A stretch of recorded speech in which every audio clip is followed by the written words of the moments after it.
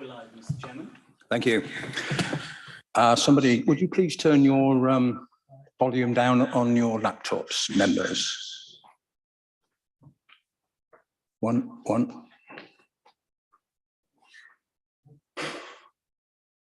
Testing. One. Thank you. That's better. Good evening and welcome everyone to this meeting of the Western Area Planning Committee, especially those members of the public who are watching the streaming online. I'm Clive Hooker, Chairman of this Planning Committee. The members sitting this evening with me are Councillor Adrian Abbs, Phil Barnett, Jeff Cant, Caroline Culver, James Cole, Tony Vickers, who is our Vice Chairman, and Howard Wollaston. The officers attending and advising us on the application this evening are Simon Till, the planning team leader, Maisie Masiwa and Paul Goddard, Kate Powell, our environmental officer, Sharon Armour will be my legal advisor this evening, and Sadie Owing will be our clerk. I'm also assisted by Thomas Dunn, who will be the Zoom host for the meeting this evening. Before we start, I'd like to explain for the benefit of those watching that this is being held on and via Zoom and with councillors present here in the council chamber. The meeting is also being live streamed on YouTube so the public are able to follow the proceedings. Can I ask everyone present in the meeting area to make sure that they switch on their microphones when invited to speak directly into them and to switch them off when finished. Can everyone please put your mobile phones on silent and turn off the sound on your laptops? Regarding our safety this evening, if we hear the alarm, fire alarm go, we must leave the building immediately. Please leave via the safe emergency exit route, which will be shown to us by the officers in the chamber this evening. Please follow any instructions given by those officers. The assembly point is the Dolphin car park just over the road outside the council offices here. If the lockdown alarm sounds, we will remain seated and wait instructions from the officers. I will then adjourn the meeting until such time as it is safe to proceed. Members, to be consistent with our council meetings, I'd like to remind you that we are subject to the council's code of conduct, which requires us all to uphold certain standards, those being respectful to each other and to officers and members of the public present. Members may not always agree with one another or with officers' recommendations, but I would ask that any disagreements, we are always respectful of others' views and position. Thank you. I now can be seen. I hadn't turned my camera on, so everybody watching this will think, who the policeman is that speaking? But it is me. I am Clive Hooker and I am the chairman. So anybody watching on YouTube, good evening again. So I'd like to now move on to item 1 of the agenda, apologies. Miss Owen, do we have any apologies, please? We have Councillor Dennis Bennyworth, who's being, Councillor Dennis Bennyworth, who's being substituted by Councillor Cole and Councillor Claire Rolls. Thank you. Item 2 on the agenda. Members, we have 2 sets of minutes to approve this evening, the 8th and the 29th of June of 2022. So first to approve the minutes of the meeting held on the 8th of June. Members, do you have any observations of those minutes, please? Hands up. No. Therefore, I propose they be taken as a true record, and a second that I have Councillor Vickers. Thank you. I will sign those minutes in a second or two. So we now move on to the second set of minutes, which are the minutes held on the 29th of June. Any observations on those minutes, members? Yes, we do. Councillor Abbs, thank you. Yeah, thank you. 77, it says that I stated, etc., etc., etc. It doesn't make clear that the reason for my calculation being different from the offices is that the information given to us as members was in fact incorrect. The table was incorrect, and therefore the calculations that we wasted our time doing were incorrect. I'd like that reflected, that members shouldn't be given false information. Thank you. Thank you. So are you happy with that explanation? You can pick that up to amend those minutes for the next meeting. Yes, we will amend them accordingly. Any more observations, members? I can't see any. Yes, hands Chairman. up. Councillor- The next one Councillor hand is down up talks again. about visitor parking. Yes. And my comment was about rounding up, and they were rounding down. So for me, one disabled parking bay, as with the racecourse, if I remember myself saying at the time, isn't sufficient. So Thank you. I made a comparison to the racecourse lack of disabled parking. Ms. Earn, did you collect that? Yes, again, that was being Thank you. noted. With that amendment for the minutes to be signed at the next meeting. I see no more hands, therefore I propose those minutes as amended. Can I have a second, please? Councillor Abs, thank you. So I'll sign those minutes shortly. We now move on to item 3 of the agenda. Members, do you have any declarations of interest, please? I'll take it from Councillor Barnett first and work my way around. Chairman, members, I am a member of both Newbury Town Council and Greenland Parish Council, where the racecourse application has been discussed in the past, but tonight I will weigh up all the evidence and vote accordingly. Furthermore, I've been lobbied on the application, both for and against. Thank you. Councillor Abs. Basically the same, but with the addition that my home is actually at the start of the 1 mile straight. So I'm approximately 1 mile away from this proposal. Oh, no, not on Newbury Town Council, sorry. There is a council I'm not a member of, and it's the Newbury one. So yeah, just Greenham and this one, and I live quite close, but it won't affect my weighing of the information that's brought to us this evening. So. Thank you. And I'll just mention, I have received an email from a resident seeking my support on this. I didn't know the resident, and therefore it won't influence my thinking anyway, but I'd like that to be recorded. If anybody else has received that email, I think they all also ought to just make that clear. Councillor, I'm the same. Councillor Wollaston, yeah. Councillor Vickers. I think I did as well, Thank yes. you. I think we just made that quite transparent, Councillor. Councillor Colbert, no, you didn't think you did? No. Okay, thank you. So now then we get on to the important business of the evening on the agenda, item number 4. This is planning applications. So members, there are 3 applications on our agenda this evening. However, application 22/00160, that's for the land off Lambourne Road, Speen, and application 21/01843 at Lake House, Haywoods Green Farm at West Woodey. Both of these applications have been withdrawn, and therefore that just leaves us with the 1 application to consider this evening, and that is application number 21/00650. This is the Newbury Racecourse application. Just as an introduction, for the benefit of those attending in person or watching online and unfamiliar with the meeting's format, I will briefly outline the process for each application before the committee tonight.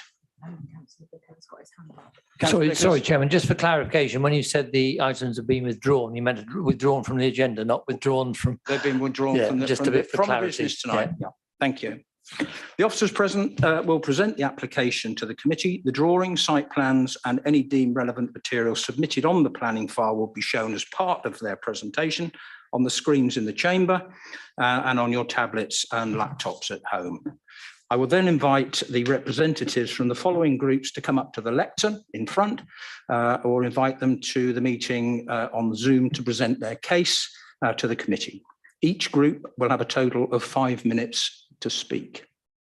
The order of presentations will be first the Town Council, then any objectors, then any supporters, and then the applicant or agent. On conclusion of each of those submissions, I will ask the members of the committee if they have any questions of clarification on that submission. Members of the committee will not be permitted to introduce new material in their questions. Then I will invite the ward member to speak. They will have 5 minutes to present their case. Committee members may then, on conclusion of that presentation, ask questions of clarification of them.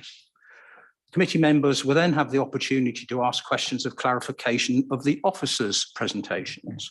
The committee will then debate the application and vote on the decision. So that is the process this evening.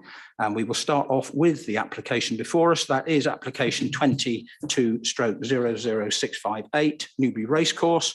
This is for a temporary 1-year permission for a Christmas carnival, etc., etc., etc., which will be fully explained by the planning officer in his presentation.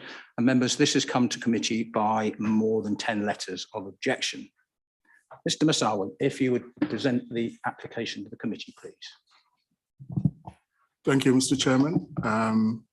If I can share my screen, please, host.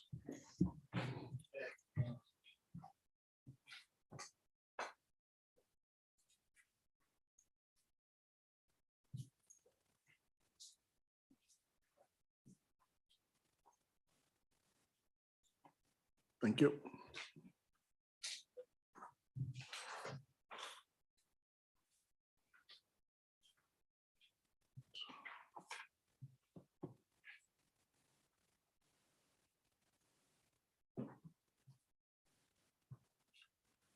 Right, I hope everyone can see that.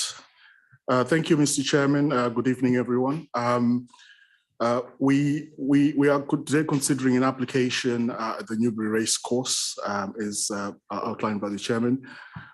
We have an update sheet which has been supplied today. It includes additional consultation comments from Environmental Health, local lead flood authority, and additional representations from members of the public, which were all submitted since the publication of the committee reports.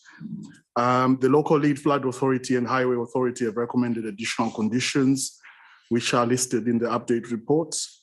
The Environmental Health Office's additional comments address queries raised at the committee site visit by committee members and members of the public.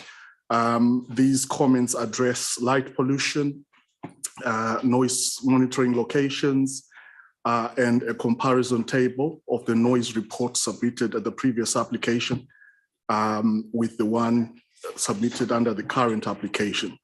Officers have amended the recommendation, which is now subject to the additional conditions as shown on the update reports. The additional conditions have been recommended to secure the details of access and parking provision, vehicle parking, a travel plan, and post-event transport assessment, and also the submission of a flood risk assessment in sustainable drainage measures, as recommended by the local lead flood authority. There are additional consultation comments, additional representations, I beg your pardon, which have been provided, and the comments. These do not alter the recommendation for approval subject to the conditions. Members, this application seeks a one-year temporary planning permission for a Christmas carnival, which will include market stalls, a big top tent, fairground rides, Christmas tree maze, ice rink, and the Santos Grotto at the Newbury Racecourse. The proposal will also involve associated cut and fill works to level the center of the racecourse as a facilitation of the proposed development. The application is a resubmission of a previously refused application, which was refused on the 1st of September 2021, not 2022 as shown on the slide. That's a typo. The refusal was on 3 points, Mr. Chairman. One, loss of amenity for residential occupants in locations surrounding the application site as a result of the noise generating from activities. The second refusal reason was insufficient information in terms of determining the likely levels of noise impact associated with the event and requirements for any associated mitigation. The third refusal reason was the vehicular movements and parking provision from the proposed development would impact cumulatively on road safety and local transport infrastructure. Mr. Chairman, the refused application is currently at appeal, and that the appeal remains live, and that's a material consideration tonight. There are objections from Greenland Parish Council as outlined in the committee reports. The reason for committee is we have received more than 10 letters of objection and officers are recommending approval. A summary of representations from members of the public are given at section 4 of the report in terms of objections and support. As indicated, members, the recommendation is for approval subject to the conditions in the committee report and additional conditions in the update report. Newbury Racecourse is located to the southeast of Newbury. It's a fully operational horse racing venue, which comprises 2 large grandstands, the Lodge Hotel, a nursery, administrative buildings, and stables. There are a number of residential blocks on the site to the north and west, which front onto the open racecourse. So these are the residential properties here and here. The application site is an area approximately 10 hectares, located on part of the central area of the racecourse. It is, however, noted that only a small part of that site area will accommodate the layout of the carnival. A band of trees run along the wide site's southern boundary, with an existing residential development beyond along Mandarin Drive and New Road, which is these residential properties, which will be referred to in the discussions. The next slide shows the indicative layout, included in the committee agenda pack, which shows the market stalls, big top tent, fairground rides, Christmas tree maze, ice rink, and Santa's Grotto. So it's this layout, which is the application being considered tonight. On the left is the previous refused application, which shows the old layout.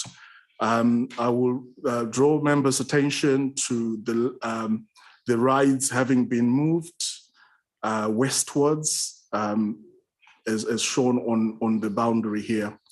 That will be shown more clearly on a letter site plan. As indicated in the description, the proposal includes associated cut and fill works. The next slide compares the operational hours previously proposed and the hours put forward under the current application. This is mainly in response to concerns raised at the previous committee meeting. This is all, the proposed new operational hours are outlined at section 1 of the committee reports.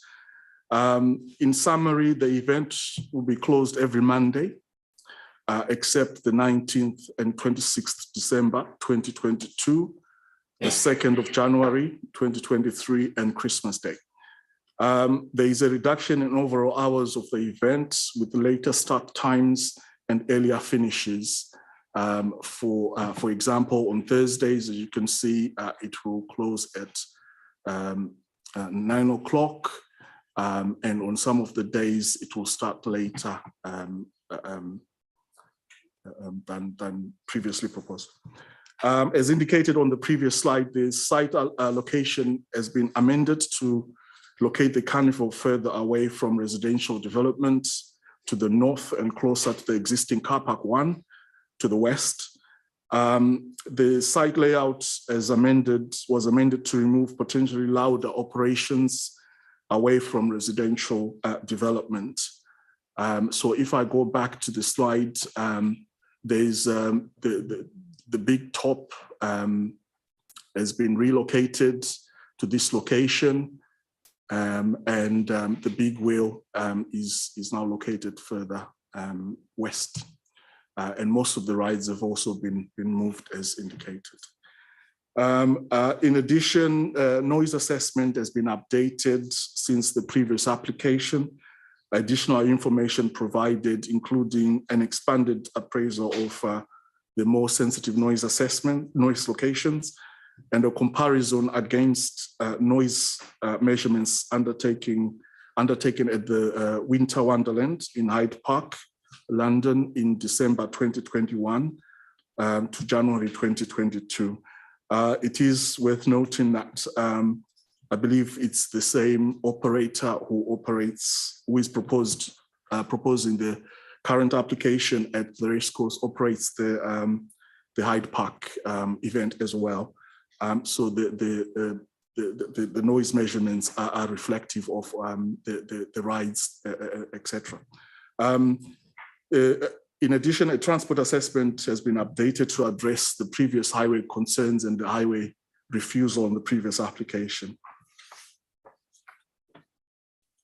The next slide just shows how the Carnival site has been moved westwards, such that the layout is not in line with the properties to the north. As members can see, these are the properties to the north. So the Carnival has been moved from being in this location on the previous application further towards Car Park 1 along the boundary, such that it's not in direct line with the properties. The next slide shows the main structures proposed at the event: the big top tent, star flyer, and the big wheel. At the community site visit, there was a query about the site, the height of the big wheel and the star flyer. Those measurements are within the update sheet, and the comparison with the residential properties, the height of the residential properties, and the Berkshire stand is also within the update sheet. The next slide shows the site cross sections, which shows the view of the Carnival from the east. The next cross section B shows the view from the northeast, which would be the view from the residential properties to the north, just for information. Section C shows a view of the layout from the north. The next slide shows additional information submitted in terms of access routes to the site for the event. So there are two routes, the red route and the purple route. The purple route is accessed via the new racecourse bridge, railway bridge, which is through here. The red route is access into the site via Racecourse Road to Car Park 1. So the site is here in this location. The next slide just shows the parking plan with Car Park 1 located in this location, and Car Park 4 and Car Park 5. The next slide shows just the site constraints and context. The blue dots indicate the residential properties surrounding the site. So as members can see, these are all residential properties.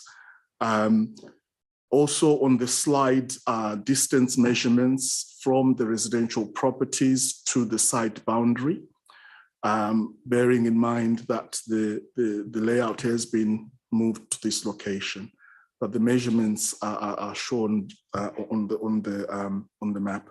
The shortest distance, Mr. Chairman, is from the site boundary to Cormorant Woods, which is a cul-de-sac that is accessed via Mandarin Drive in this location here to the southern boundary. The access is partly within a conservation area, as shown by the yellow line, which is the conservation area boundary. And the site is also within the flood zone 1, which is considered low risk for flood risk. Policy ADPP2 indicates that Newbury will continue to fulfill its key role as an administrative center and major town center for the district, with a wide range of retail, employment, leisure, and community services and facilities. Newbury Racecourse is a strategic site allocation under policy CS2 of the West Berkshire core strategy.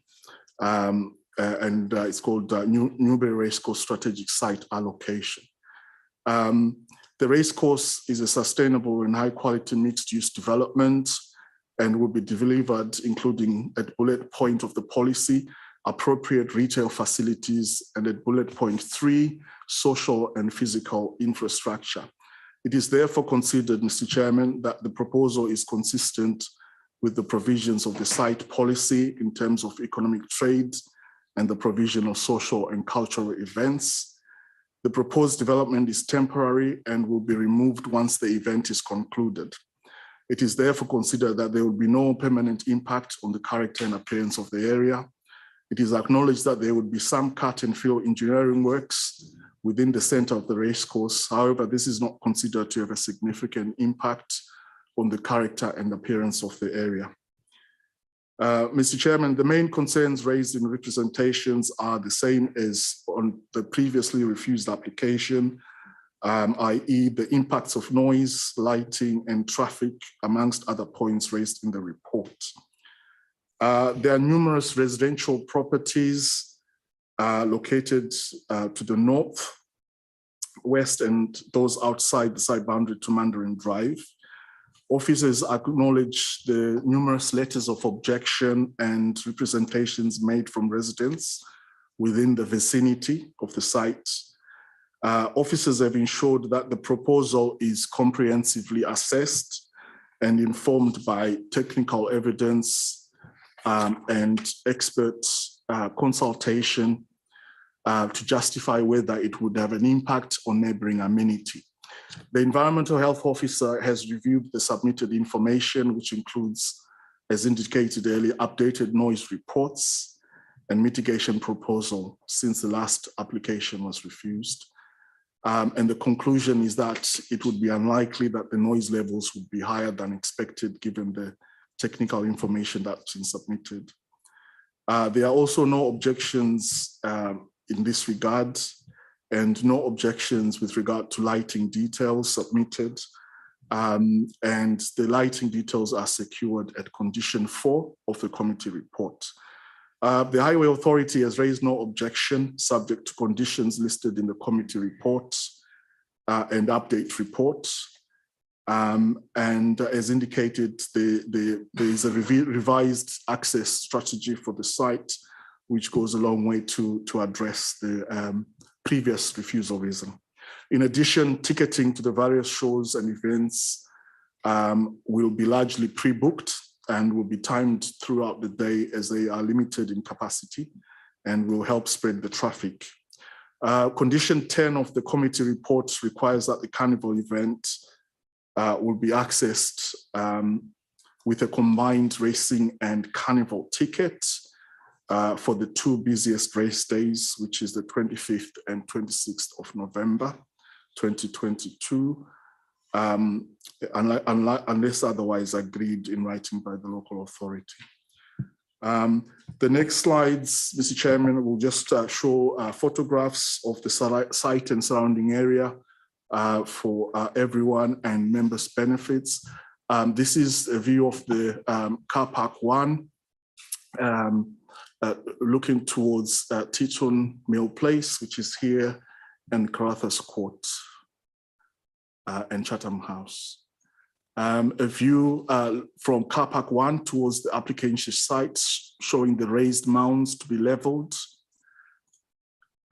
This next slide shows the nearest residential properties within the racecourse to the north, which is Charlow House, Farrier's House, Cape Cross House, Woodhay House, and Frank Hall House. This next slide just shows the racecourse grandstand from within car park 1. This next slide shows the residential properties to the west of the site, Carruthers Court and Chatham House. Again, the residential properties to the west at Teton Mill Place. This next slide is looking towards southern boundary, Mandarin Drive, which is located beyond the trees in the image. Again, towards the southern boundary, Cormorant Wood is located beyond the trees to the left of the image. around this location. This just shows the site notices displayed at Mandarin Drive and the trees along the southern boundary between the racecourse and the residential development. That's the presentation, Mr. Chairman. Thank you. Thank you, Mr. Masuwa, for your presentation on this application. I'll just get myself organised here. Right. Yes. I'm just a bit of clarification for me. If this is subject to appeal, and unless the appellant has stated categorically that this will now be their platform for this application going forward, why are we not waiting for the outcome of the appeal first? Because if that appeal is successful, they will go ahead on the first application, won't they, irrespective of what we say? We've had these situations before. Mr. Till will enlighten us on this. Sorry, my apologies. That's what to be clear. We have had these applications before, and it's the committee to decide. I'm not going to say what it decides, but there are options to the committee. But you're right, Mr. Till. Thank you, Chairman. Members, the applicant is perfectly within their rights under the Town and Country Planning Act and the DMPO to apply for works, irrespective of the fact that there is a pending appeal. It's not an uncommon situation for a follow-up application to be submitted while an appeal is being considered. It is for members to make a decision as to how they wish to go about considering the application. Thank you, Mr. Till. Thank you for your question, Councillor Kemp. Members, I'm now going to invite Mr. Goddard to give his overview of the highways issues of this application. Unfortunately, Mr. Goddard is unable to make the meeting in person, but I'm very pleased to say that he can join us this evening on Zoom. Mr. Goddard, good evening, sir. Thank you. Good evening, Chairman. Good evening, members. I'm hoping everyone can hear me acceptably this evening. As Masi Masawa mentioned previously, one of the reasons for refusal for this planning application was access arrangements to the proposal. We in Highways were particularly concerned about increases in traffic in the Stroud Green boundary road area. I'm pleased to say that the applicant has since worked with us and the issues have pretty much been resolved to everyone's satisfaction. The access arrangements are that staff and organisers, anybody putting on the carnival, would use car park 1, which would be accessed from Stroud Green. Everyone else visiting the carnival would use car parks 4 and 5, which are located to the northeast of the actual site and will be accessed via the new railway bridge. These arrangements are very similar, almost identical to how Newbury Racecourse run their horse races. The divide is that arranged that way. So we're happy with the access arrangements. The capacity of the site is 25,000. Some of the bigger races throughout the calendar year are of that size, and they have held concerts. For instance, Ollie Murs in August 2017 that were around 24,000. The carnival proposal before you, the biggest carnival, is expected to be 68% of that 25,000. On average, the carnivals are expected to be about 25% of the 25,000.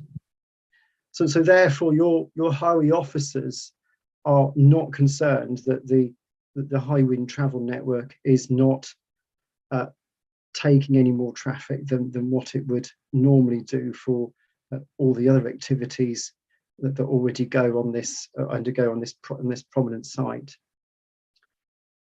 We have secured a number of measures to ensure that the carnival is arranged this way, and to reduce any potential for any any traffic difficulties. Any race meetings that take place, there will be no tickets available for the carnival on those days. The tickets will only be made available for those that have visited the horse racing. And there'll be no concerts held during the time of the carnival, and that is secured by condition. There is also a condition applied for the provision of a shuttle bus. There is also a condition applied that the access arrangements described earlier are provided and secured. Further conditions that are supplied in your update report are the provision of a travel plan and the provision post-event of an updated travel plan and updated transport assessment. So basically, this would be a review on how it all went, should the proposal be approved tonight, and what modifications could then be provided to ease any problems that may or may not have risen. So on that basis, your highway officers are recommending approval. And thank you, Chairman. I'll answer any questions that members have. Thank you. Mr. Goddard, we'll call on you after we've heard of from our attendees and attendees that have come along this evening in your many numbers. Thank you very much for your attendance, and we look forward to your contribution to the meeting tonight. First up is Councillor Nigel Foote, but I don't see him in the chamber. Councillor Vickers, any update where Councillor Foote might will? I think it may be that because this is now the only one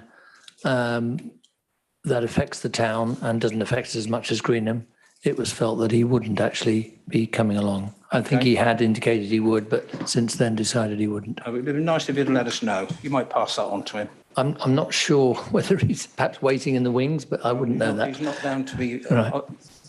Mr. Dunn, no, we haven't got him on Zoom, so thank you. So now we'll move on to our objectors this evening, and we have 1, 2, 3. We have Martin Sanderson, Tom Nesbitt, and Liz Turner. If you'd like to come up to the lectern.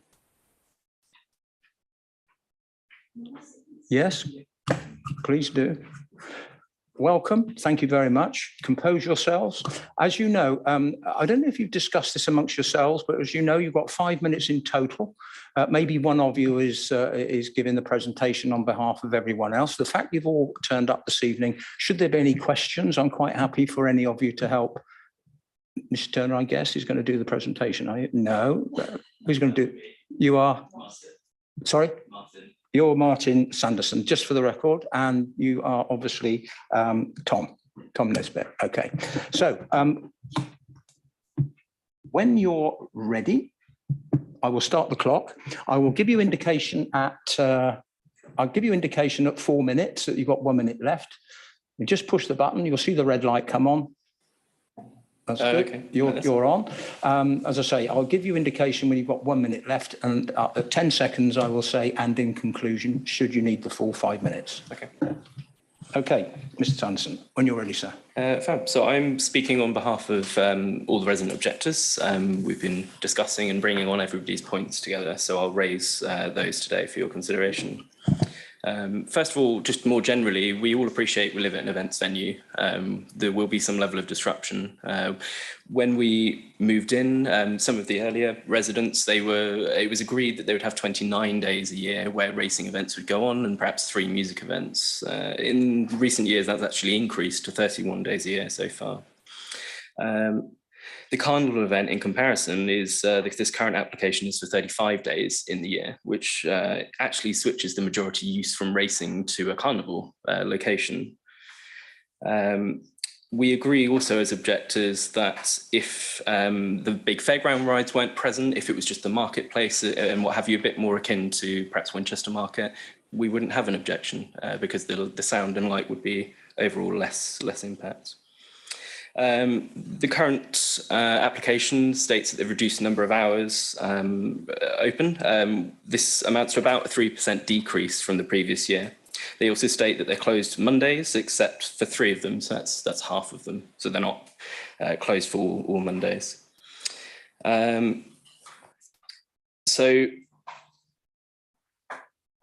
I would then go on to traffic and local highway. They've given approval this time for this application, but largely the impact to the local residents hasn't changed much from the previous application. There's still insufficient information on access, and we see on race days there is confusion for visitors coming as to which car park they're supposed to go to. This will be even more complicated when it's dark and they're coming in past 5 p.m. Throughout the event. Traffic and congestion with the heavy goods vehicles, etc., for bringing rides of this size, along with the smaller heavy goods vehicles, and of course all the visitors coming each day as well, will have a really large impact on the local area. Also, one other thing to mention would be that David Wilson Homes have an application that they've already had approved. So work will start at the bridge end, building new apartments at the same time this event is running. So that will add to the local congestion for residents and visitors. The noise assessments for this are largely based on predictions. They don't actually have any hard evidence stating what the impact will be. And the generators for the rides included in the assessments aren't actually powerful enough to run the rides, the music and the lighting that they're proposing. The closest obviously housing is on the tree line, so 135 metres away. Those trees don't actually provide any sound protection, we've been told. The car parks 1 and 5 have already on race days a really big impact to residents with the gravel lights and the flood lighting they put up. Obviously, everyone's windows face onto those. They also just draw comparisons to Winter Wonderland. This is actually, so there are no residential properties immediately adjacent to that. It's all hotels and businesses. So it doesn't seem like a fair comparison because the impact levels won't be the same.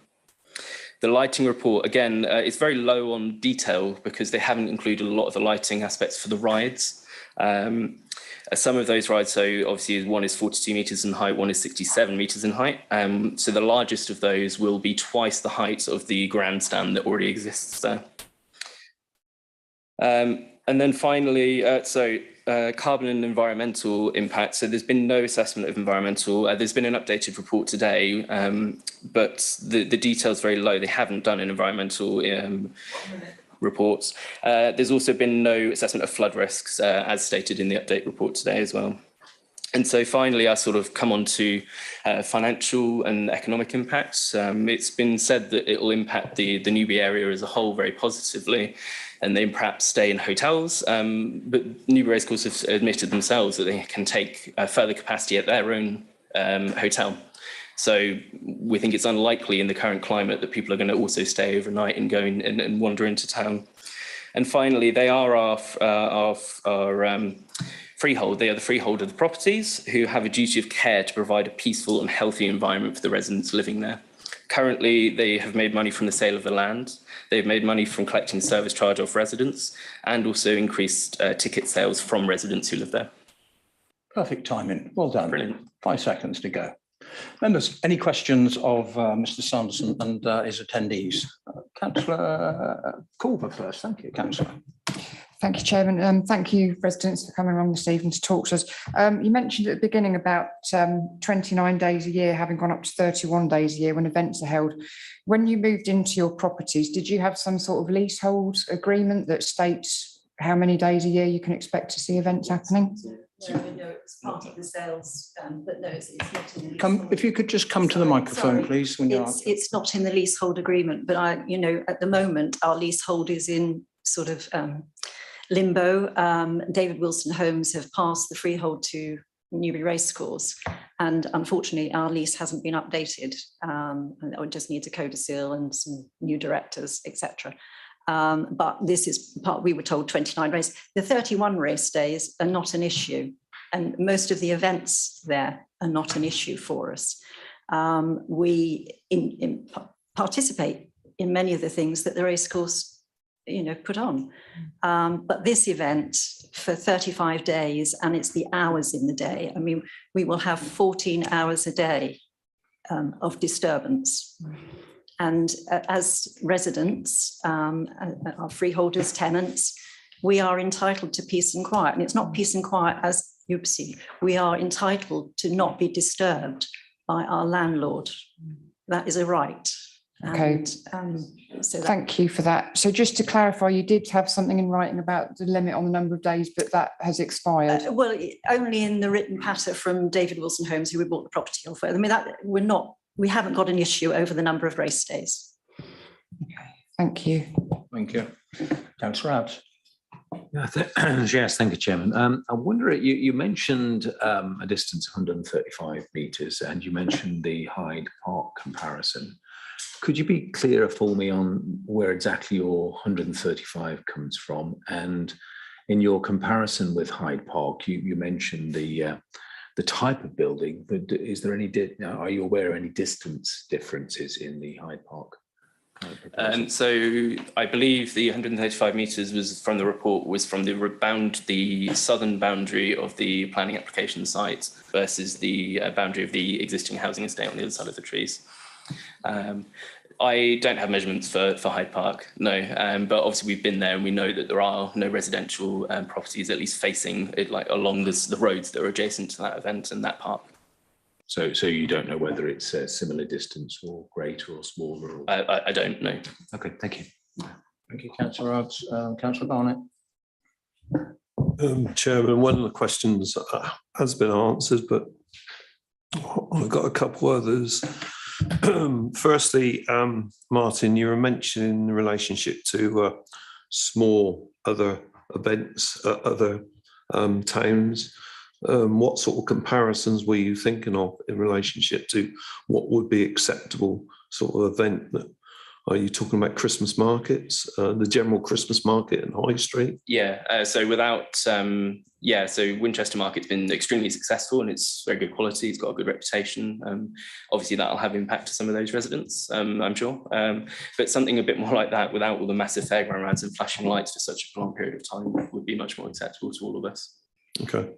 The second question, obviously car park 4 and 5 next door, very close to the apartments. You were mentioning about the possible disturbance at night. What sort of disturbance were you sort of specifically thinking of?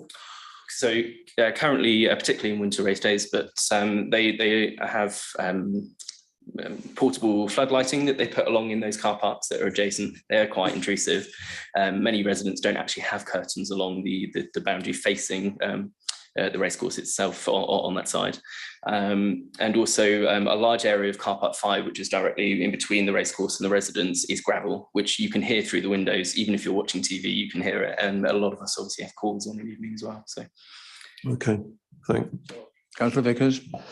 Thank you, Chairman. Yes, you mentioned Winter Wonderland. Is that the same event that Councillor Abs was referring to, the London event? So, and I wasn't quite clear whether you were saying that it was or it wasn't the nearest buildings were or they were not residential. I thought you said they were commercial and they're mainly hotels that face onto it. Yeah. So we feel it's not a fair comparison because you don't have residents there being disrupted immediately. Not permanently anyway. Yes. They might be for the odd night. Yeah. The other, it's not so much a question as just to, in response to what Ms. Turner said about the right not to be disturbed. I'm not sure that's a planning matter. I'll check out with legal, but it's what's in the original planning consent, I guess. That's what we're here to think about. That's all, Chairman. Thank you, Chairman. Thank you, Councillor Vickers. Councillor Cole. Thank you, Chairman. Mr. Sampson, excuse me, did I hear you say that trees don't provide any protection against noise?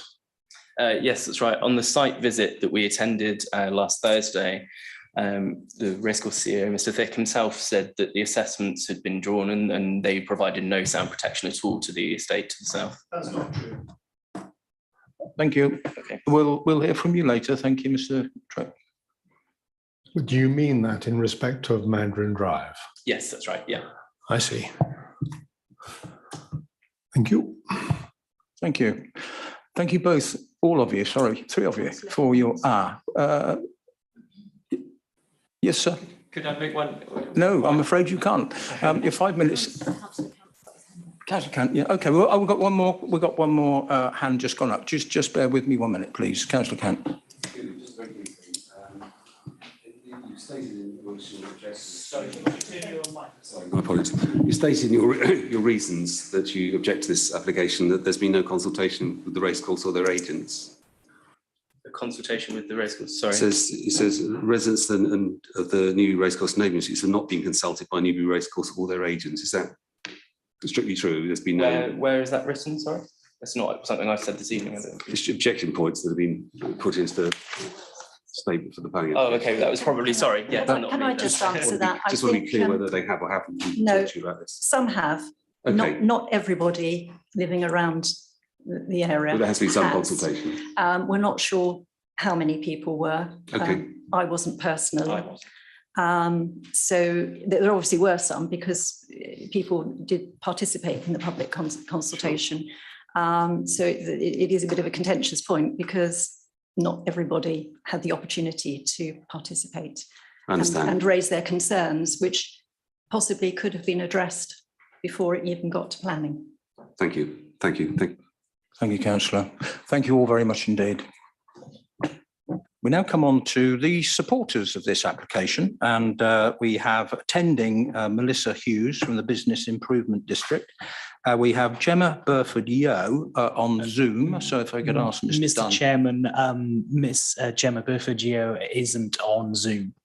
Oh, she's in the room with us? No, I don't believe she is. But she hasn't joined on Zoom either.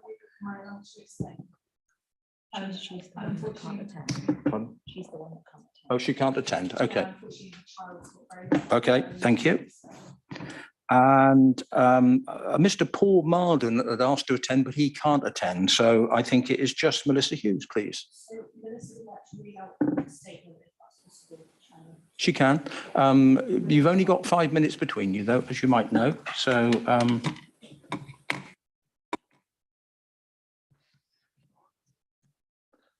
now, I'll just remind you, you've got 5 minutes. I'll give you a notification with 1 minute to go, and 10 seconds, I'll just say in conclusion, and then you can.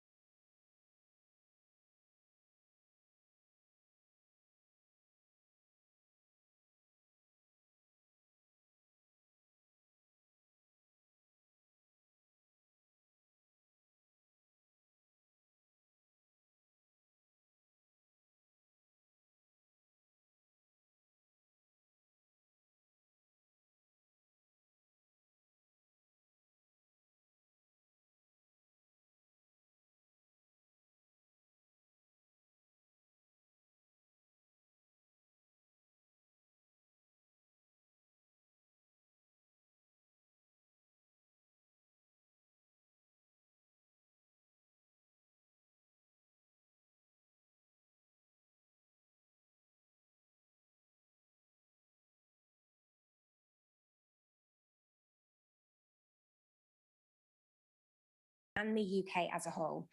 The Great Christmas Carnival provides a fantastic opportunity to do exactly that. Nurturing and supporting the local economy is consistent with national planning policy, as well as the philosophy, aims and policy objectives of the Council's adopted core strategy. The benefits the Christmas Carnival will bring to Newbury and the wider West Berkshire economy are substantial and should, in our view, at Newbury Bid, tip the balance towards planning permission being granted. And then if I may read out Paul Marden's statement as a resident. My wife and I visited the sales office for the Racecourse Apartments back in March 2014. We were immediately drawn to the stunning views around the site. We were told at the time that we would be buying a property on a business site and that various events, apart from the racing, would take place throughout the year. We both thought this was an exciting move forward for us and happily signed the contracts. We have enjoyed every moment here. The Great Christmas Carnival promises to be not only a great event for the racecourse, but for Newbury as a whole, with lots more people in town supporting our local businesses. I can understand some people's concerns regarding last year's application, but feel that the new temporary one-year application in front of us is a real improvement. Most of the action is down the far end of the racecourse, away from the vast majority of the housing. After the ups and downs of the pandemic, it would be a great pick-me-up for everybody around the racecourse and Newbury, of which there are many who would love to see it go ahead and provide a great build-up to the Christmas festivities with fun for all the family. It is also planned to have assorted members of the local community taking part, including schools, charities, drama groups and choirs, etc., and great support for local youth groups and the Newbury's food banks. We have a station right outside and plenty of parking by the entrance, which should make travelling to and from the event nice and easy. I really do hope that Newbury is able to welcome the Great Christmas Carnival 2022.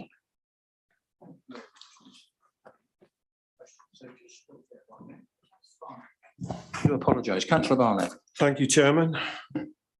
Destination Newbury, your words, not mine. How can you guarantee that the punters, which are expected to attend this event, are going to actually benefit the town itself and the local businesses? That is a big ask under the present climate. Can you answer that, please? Yeah, of course. There are, of course, no guarantees, but what we can do is work very closely with the racecourse to look at a strategy to market not only the destination event at the racecourse, but the town as a whole. We've already started on that last year in terms of starting to build Christmas in Newbury destination. And I think with the inclusion of things like shuttle buses to and from the town centre, it means that lots of the visitors will come into the town as well. It's about how we position it and how we market it and how we get the message out positively about the town and everything it has to offer. And the great thing is that if people come to Newbury for the first time for the Great Christmas Carnival, come into the town centre and see what an amazing place it is, hopefully they will keep coming back throughout the year and it will boost the local economy, not only at Christmas time, but throughout the whole year. Thank you. Councillor Abbs. Oh, sorry, Councillor Bickers. Thank you, Chairman. I thought I was next in the queue after Councillor Abbs. I did as well. Councillor Abbs has put his hand up, so you're next up. Right. Similar points to Councillor Barnett. I'm in full marks to you for getting this. And as you know, we on the Town Council, although I wasn't party to either the vote on was it last night? I think on Monday night, there was a vote on the other event in the town centre. Well, I wasn't involved with that and I wasn't involved with the Town Council's decision on this event either, but I'm a Newbury resident.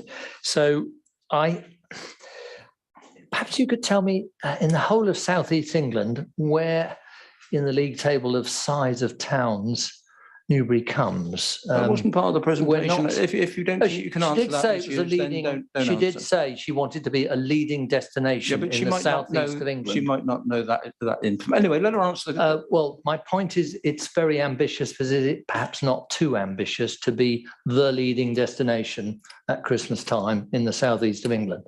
Is that Newbury? I think we've phrased it as one of the leading destinations in the South East. And it could be Newbury. There's no reason for it not to be Newbury. Newbury, the amazing thing about Newbury is where it sits on the crossroads between north and south and east and west. And so it's so easily accessible from lots of different places. It doesn't really maximise that potential at the moment, and it could. You can draw people very easily from lots of different directions and lots of different places. So from a point of view of where it's positioned, it's actually an ideal place to become a key Christmas destination. Good answer. Good answer. Well done. Well, Councillor Abbs is back in again. You've stimulated some discussion here. Just a little bit. I'm just really curious. Because I believe there are, you didn't mention, but I'm sure train travel to the site has been mentioned in the past, and the other rest of it, we've talked about car parks, and so we're very clearly in mind that people will be driving to the event. I'm really struggling to see if people are arriving at a station and arriving by car, how they're going to be brought into the town. And you know, in the absence of a really strong kind of dragging to the town and benefit to West Berkshire, I'm struggling to see why I would, you know, lean that way just because of that, because it's a complete unknown. Whereas I do know other things that traffic causes. So can you give me any hope as to why Newbury, West Berkshire will, you know, how exactly they're going to take the people out of the cars, off the trains and into the town and around the area? Again, I think it's about how we package it and how we position it. So obviously the racecourse has its own train station, but also it can be more convenient to get a direct train from Newbury station to places further away. So if we can promote the fact that Newbury is, you know, can be 40 minutes from London on a good train and things like that, actually, and it's only a short walk to the racecourse, that is a great connectivity point in the town centre. And it's about how we signpost things, how we work together to market things, what we can put at the racecourse during this event to encourage people into town. So whether if they buy a ticket to the Great Newbury Christmas Carnival, they get something that draws them into the town centre as a voucher as part of that ticket. There's lots of different things we can do working together to make sure that Newbury benefits as a whole and not just the racecourse. You're not slightly concerned about Winter Wonderland 2022 then, which is also 0 minutes from Hyde Park? It's a different proposition, and I think that it is a different proposition, I would say. Okay, thank you. I'm just curious. Thanks. Thank you, Ms. Hughes, for your presentation and the way you answered the questions. Much appreciated. We now move on to the applicant, and this evening we have. We've got another hand up here. Sorry. Sorry, Ms. Hughes, could you come back, please? Another late hand.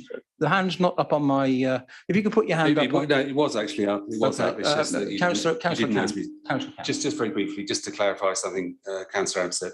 Did you not say that there'd be a possibility of shuttle bus from the main car parks into town? Yes. So there's a means for people to be encouraged to go into town. Absolutely, yeah. And I think it's one of the conditions in the planning that I read in the report, that there would be shuttle buses, and that's something we definitely encourage to bring people to and from the town centre. Thank you very much. Just wanted clarification. Thank you, Councillor Kent. Thank you again, Ms. Hughes. We now come on to the applicant, and this evening we have Julian Thick, Newbury Racecourse, and Danny Fumicelli. If you'd like to come up, please. We've also got Coral Curtis and Harriet Collins, who are not speaking, but I am quite happy for them to assist in any answering of questions. So I think best for the committee, if you could just introduce yourselves. We know you, Mr. Thick, we met you at the site meeting. And if you could introduce the other two people, please. Sorry. My name is Danny Fumicelli. I'm a noise consultant. Thank you. And obviously, Coral. No? No, I'm not. No, I'm Ruth Fisher from Underbelly. Now, unfortunately, I don't have your name down here. So unfortunately, you can't take part. I have the names of Coral Curtis and Harriet Collins. Okay, thank you very much. I have to be strict, otherwise anybody can wander up and participate. So thank you. Mr. Dick, who's going to do the presentation? You are, and I'll just go through again. You have 5 minutes. I'll give you 1 minute's notice, and with 10 seconds to go, I'll say in conclusion. When you're ready, sir. Thank you for your time this evening. Since our last application came before this committee, we have looked to improve the scheme and respond positively to the concerns raised by local residents. Our consultation shows overwhelming support from the local community. 86% of the 292 respondents say they would like the event to come to the racecourse. 112 of those responses were from residents that resided in Greenland Parish, of which 73% were supportive of the carnival coming forward and 72% saying they would visit. We believe there is a clear majority of support from residents within the parish. We mapped out these responses we received, and it showed support from all across Newbury, including from our immediate neighbours. And it's pleasing to see that this support has been reflected on the planning file, with 77, I think it's slightly higher now, supportive comments outweighing the number of objectors. The Carnival will make a positive contribution to both Newbury and West Berkshire's economy. We've had positive dialogue with the West Berkshire Economic Development Team, with the West Berkshire Chamber of Commerce and the Newbury Business Improvement District, who, as we've just heard, are fully in support. Diversification has always been part of the Newbury Racecourse business model. Even though we have racecourse in our name, we've always done much more than that. Our site is subject to a strategic site allocation, Policy CS2. And Policy CS12 seeks to maintain our viability as a major tourist attraction and economic driver. This is exactly what this application is seeking to do. We also have a track record of working well in partnership with West Berkshire and local stakeholders to solve issues. For an example of that, just look at the way we jointly dealt with the problem of the bollards, which was very tricky a few years ago. The event, as set out in the planning submission, fits within our current licensing regime in terms of noise, lighting and duration. We need no amendments to our license. The event as set out, the application is for a one-year trial because we are confident we can make this work for all stakeholders. We recognise that noise is the primary concern, and we've undertaken extensive survey work in this area. We've also revised the layout to make the area smaller. We'd like to reassure members that our sound systems will be carefully designed and controlled. We've discussed and agreed our approach with the EHO as part of our resubmission to assure that any potential noise impact is minimised as far as possible. I'm also stood here today, supported by a noise consultant, Danny, who comes from industry specialist Vanguardia. And he is available to answer any questions. He's travelled a long way to come here tonight because we know this is important to you. No ride operators will have control of their own sound system. Underbelly will control the site PA centrally. The system will be designed to minimise noise spread, and we will be monitoring this at all times. Our partners, Underbelly, are used to operating in heavily populated areas and understand the issues. We will write to all residents in advance, giving them full details of the event, and provide live contact numbers and emails to offer residents the real-time ability to feedback on any concerns. The event is forecast to average 6,000 people per day. This is compared to a race day capacity of 36,000. It gives us great confidence we can minimise the impact of this event on the local community. We will use very well practiced access and car parking strategies. The traffic model will respect the no-through road status of Racecourse Road, and the no parking measures that protect residents parking on race days will be repeated. We also already have Great Western Rail on board to stop more trains, as they do on a race day. Underbelly is a very strong partner. They only run high-quality events, and this is a genuine partnership. Ruth has travelled down from Scotland today just to be here to support the application. She's the head of operations. I've travelled to see their events in Edinburgh and London, and I've been wowed by what they do. Their creativity, the quality of their event management, and their attention to detail. 1 minute. They have a wealth of experience in delivering nationally recognised events that are a must-have partner for community-centred Christmas family events. The Great Christmas Carnival has the opportunity to be one of the leading festival events in the UK, putting Newbury on the map. In summary, we know there's demand for an event like this, and we know there's local support. The event will be popular. It will deliver substantial economic benefits to the racecourse and to the town, both of which are much needed. It will be well managed, best-in-class operators working closely with ourselves and West Berkshire Council to deliver a successful, carefully regulated event on a site that's perfectly set up to host it, with a licence that allows for it and a planning designation that is supportive of this application. We've addressed all the key issues raised by members during the last application, and we now respectfully request that councillors consider a positive response to the concerns raised and agree with your offer's recommendation to approve the planning application. Sorry? And in conclusion? Which is our preferred route, rather than waiting for the appeal and losing more opportunity for all the benefits to flow to the racecourse and to the town. Wonderful timing to the second. Well done, Mr. Tripp. Members, we do have some questions. Councillor Abbs up first. Yeah, thank you very much, Chairman, and thank you very much. And thank you very much for bringing a sound consultant down with you. A pleasure to see you here. Thank you very much for that.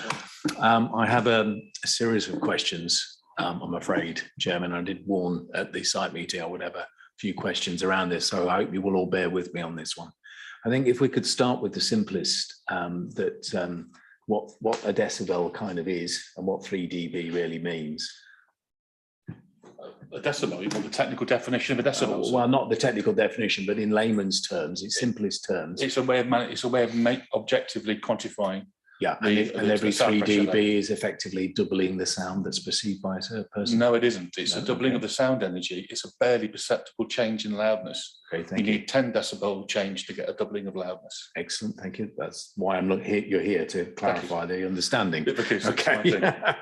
So the next one is to do with the amount of noise that is generated by various things. And there's a complex report, which I want to dig into a little bit.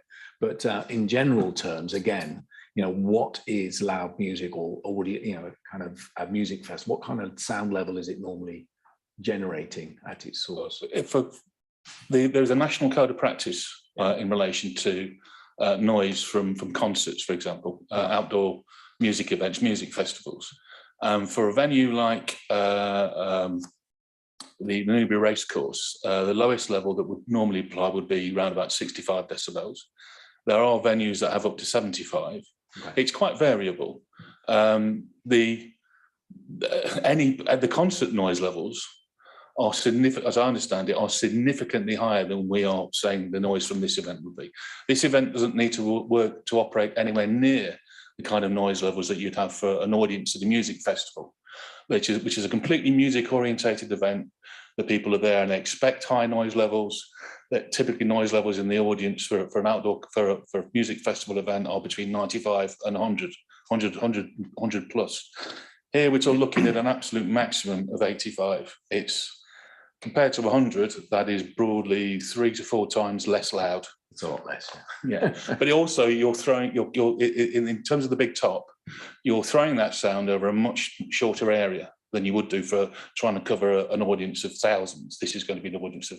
But the sound is being generated from around the rides as well. It's not just from the big top. The sound's also been generated from rides, but all the amplified sound on site is going to be under centralised control. All the sound systems are going to be linked, and they have a volume knob.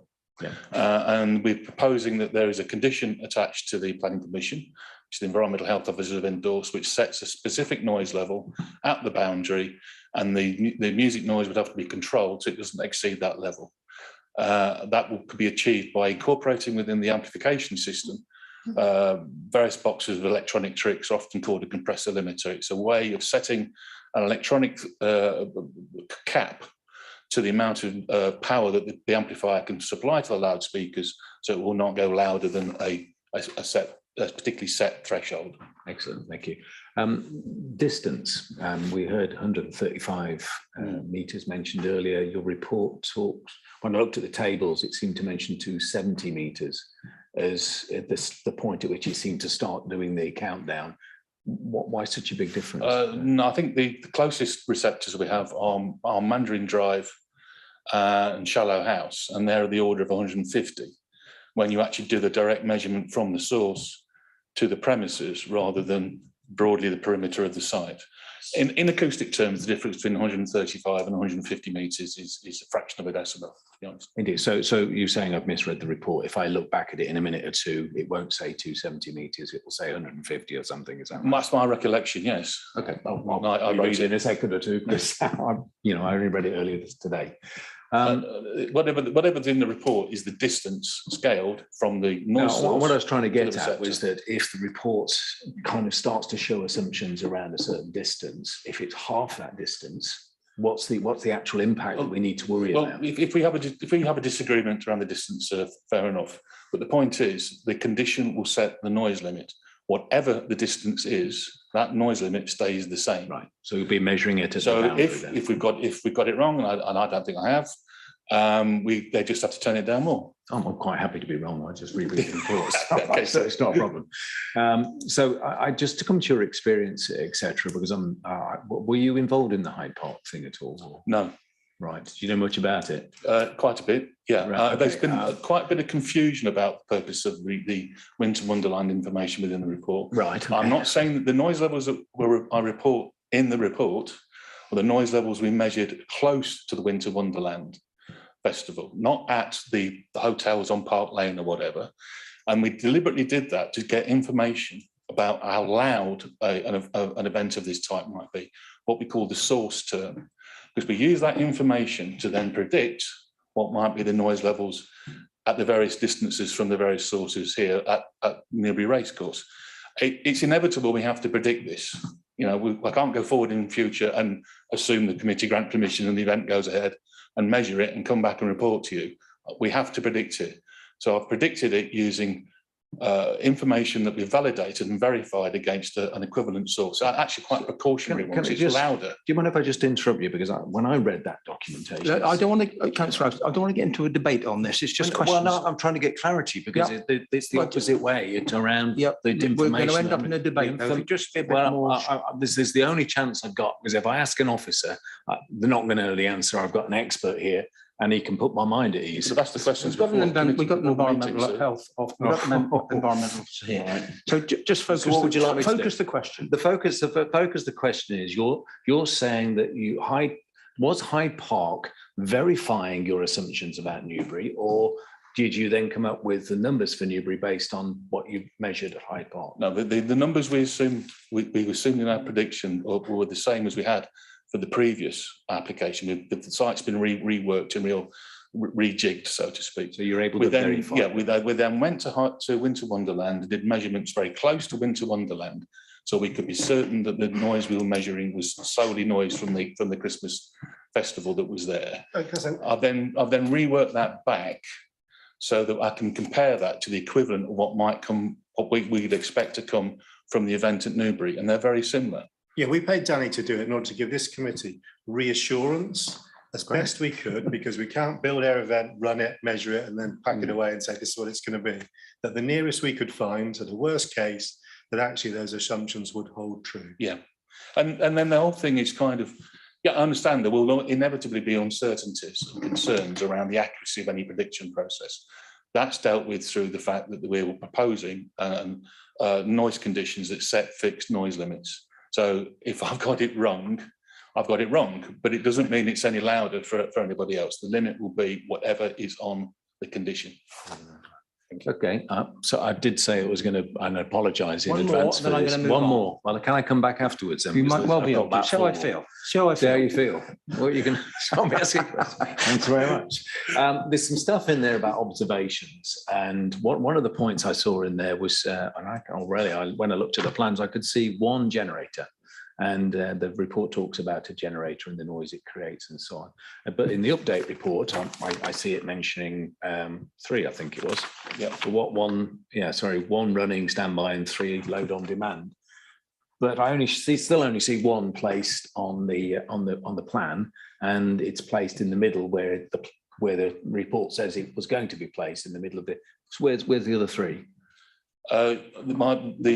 The report that we submitted, the updated based on the new layout, so to speak, this application's based on assumes 3 generators, all grouped together, which are to the western side of the site, towards Carruthers Court or whatever. So it assumes that only the 3 of them, as a worst case, that all 3 of them will operate at the same time. Yeah. Under peak demand, but that peak demand, I've assumed it would go on till 11. Quite clearly, it will only go on till 9:30 on weekdays and 10 o'clock on Fridays and Saturdays. Then, in which case, 2 of the generators are shut down, and 1 generator then stays on not necessarily full load, but I've assumed full load to provide power to keep the ice rink frozen for 24 hours. Okay. So I've assumed all 3 generators operating at once at full load to calculate the. So all I need to worry about when I look at this plan, there's the dot on the mark that says generator. I should read generators.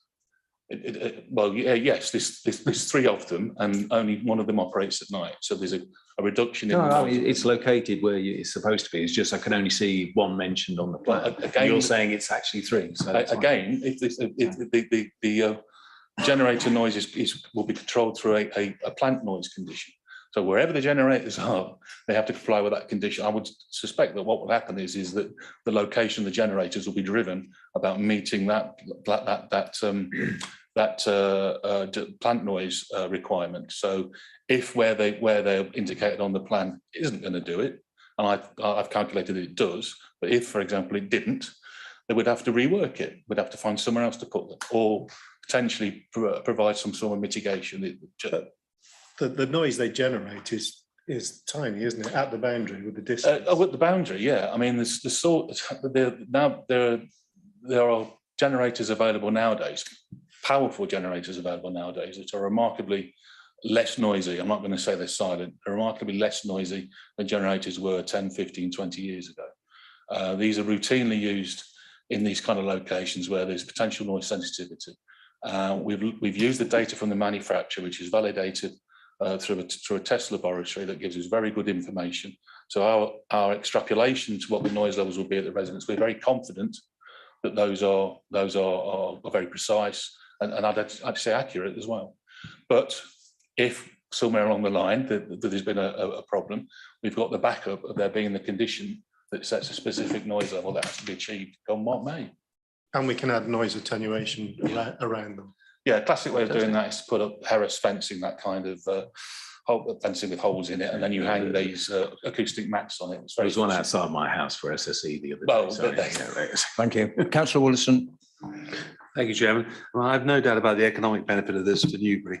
So I think it all comes back to noise and light for the residents and the racecourse. So if I'm sitting in one of those racecourse flats and once assume the windows are shut because of the time of year, and I'm watching television, can I see it? And can I hear it? I think I'd be very confident saying no, you wouldn't, sir. If you're listening to TV at ordinary normal levels, which is around about speech levels, no, because the predicted breaking of noise with the window closed is sort of 20 odd decibels. What typical levels for watching TV is around about speech levels. It's in the mid 50s. The TV would be at least 6 times louder than the predicted noise. Councillor Wilson, I think if you look at the update sheet, it does something on windows and distance. That's covered in the update sheet. Jim. Councillor Barnett. Again, Chairman, apologies if I've got a few questions up my sleeve. On the back of what's just been said, Danny, I'm pleased to hear that you're talking about acoustic covers, because that obviously is one area which can mitigate a certain amount of extra unnecessary noise.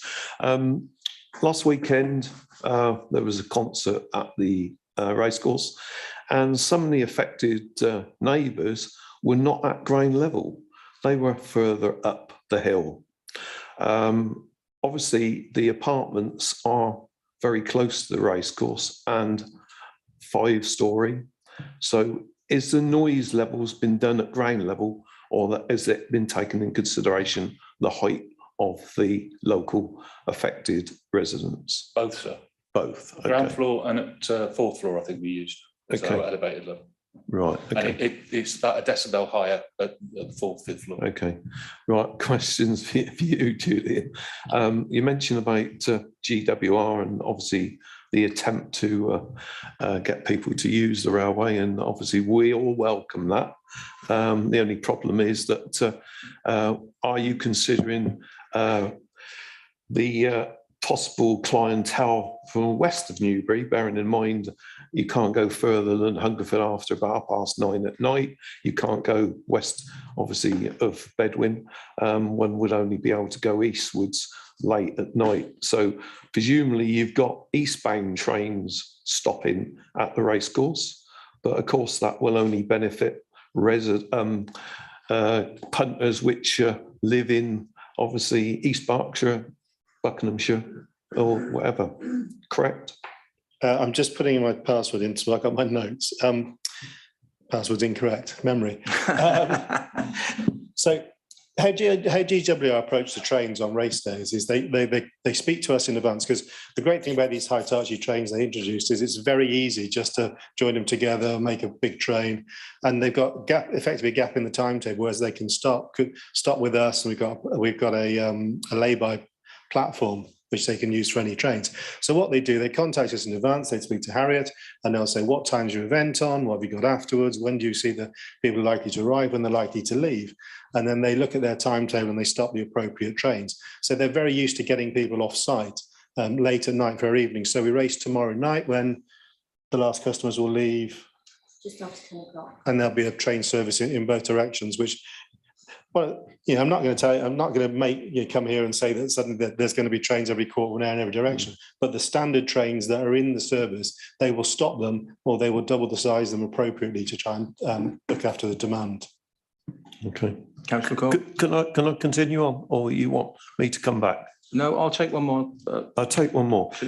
I'm a little bit confused, Julian, regarding some of the respondents. You were mentioning about the number of objectors against the number of supporters in the response, and then you also mentioned other figures which related to local residents' concerns. Could you sort of just reiterate that? You might have gone too fast for me and I didn't pick it all up. But it was two sets of results you give me, and I just wanted. I think it was one set of results, and what we'd split out with the Greenland Parish results to give you an idea of what the parish count, the people from within the parish reported. But the great thing about this is we actually did put Coral's name down, and her company dealt with this, so she can give you the proper stats rather than me trying to turn my laptop on. You can test my memory. But yeah. Could you come up to the microphone, please? So the consultation. So the consultation that we undertook in January was run by DevComs, who are supporting us, and we had 293 responses from that. Of those, I think it was about 83 or 86% were in favour of the carnival coming to Newbury, and slightly less, I think it was about 81, 82% said they would like to visit the Christmas carnival. Following our meeting with the Parish Council a couple of months ago, I think it was, we dissected that information further, and we actually mapped out the supporters versus the objectors in Greenland Parish itself. So when DevComs did the consultation, they took down everybody's names and addresses, so they were able to map out where those people lived. And in Greenland Parish, it was 73% said they were supportive of the scheme and wanted the carnival to come to Newbury. And again, it was a little bit less again. It was about 71% said they would like to visit. My numbers might be 1 or 2% off, Chairman, but it's 73% supportive, 72% said they were. Yeah, and those are the residents actually in Greenland Parish itself. Thank you. Thank you, Ms. Curtis. Councillor Barnett, thank you. Right, Councillor Cole, thank you. Thank you, Chairman. Back to my question about trees. The protection or otherwise of Mandarin Drive, do the trees provide any help? So you've very helpfully given me an opportunity to clarify exactly what I said at the site visit. So thank you for that, which was I made the point that in Danny's noise assessment, there's no factoring in for the trees. I didn't say that the trees don't offer any protection. I said that they weren't factored in terms of the calculation. So effectively you're getting the worst case, but Danny will explain what benefit trees have for noise. There is a common perception that vegetation and foliage will have an effect on noise, and it does where it's very, very dense and very thick. And I think the issue I had with trying to make some sort of assumptions around the density of the woodland and its the thickness, so to speak, which will vary depending on which is the receptor. I thought that will bring in too much uncertainty to the calculation. So in my calculations, I've assumed that effectively there's a clear line of sight. The trees, there is something called ground effect. The ground that the trees grow on actually probably has a bigger effect in absorbing sound. It prevents reflections bouncing. It reduces, reflections bouncing off the ground and adding to the noise. The leaves can sometimes scatter the sound more, but the actual benefit from vegetation, there's various studies done, is often fairly minimal unless it's very, very dense and very thick. We're talking typically 50 to 100 metres of dense conifers giving any kind of measurable, detectable benefit. So I thought, to be safe, don't include it, and therefore it's a precautionary calculation. Thank you. Thank you. Councillor Vickers. You mentioned the effect of the sound. My question's about noise as well. I'm a surveyor that deals with very different parts of the spectrum, but I'm aware that weather can also affect the way that sound performs. And I'm thinking of the time of year you can get the sort of conditions where you have cold air pockets in valleys, and there might be strong winds blowing towards one set of housing or the other. Can you give us some indication of what degree, what sort of impact? Is this a minor impact, negligible, or could it be quite significant? Yeah, you're correct. Yes, yeah, totally correct. So the weather can have a significant influence on the propagation of noise outdoors. But the effect, the strongest effect of weather, which is usually wind strength and direction, is at some distance. It tends to be at 2-3 kilometres or more that you start to get a big effect. At the separation distances we have here, which are relatively modest, below 500 metres, for example, the effect of wind direction and speed is quite, is usually regarded as negligible. But as part of the calculation, I've used a methodology that assumes that the weather condition is favourable to the transmission of the noise to I've kind of assumed the wind is blowing from the source to every receptor around the site. It's unrealistic, but again, it avoids being underestimating the noise levels at the receptors. Period of the event, it might indeed blow from every direction at various different times. I've just done an event it's in central London. It was an event over Friday, Saturday, Sunday, and the winds went through every point of the compass on every day. Yeah, but at the separation distance we have here, it should have really rather a negligible effect. Thank you. Councillor Cant. Thank you, Chair. Again, a fairly brief question.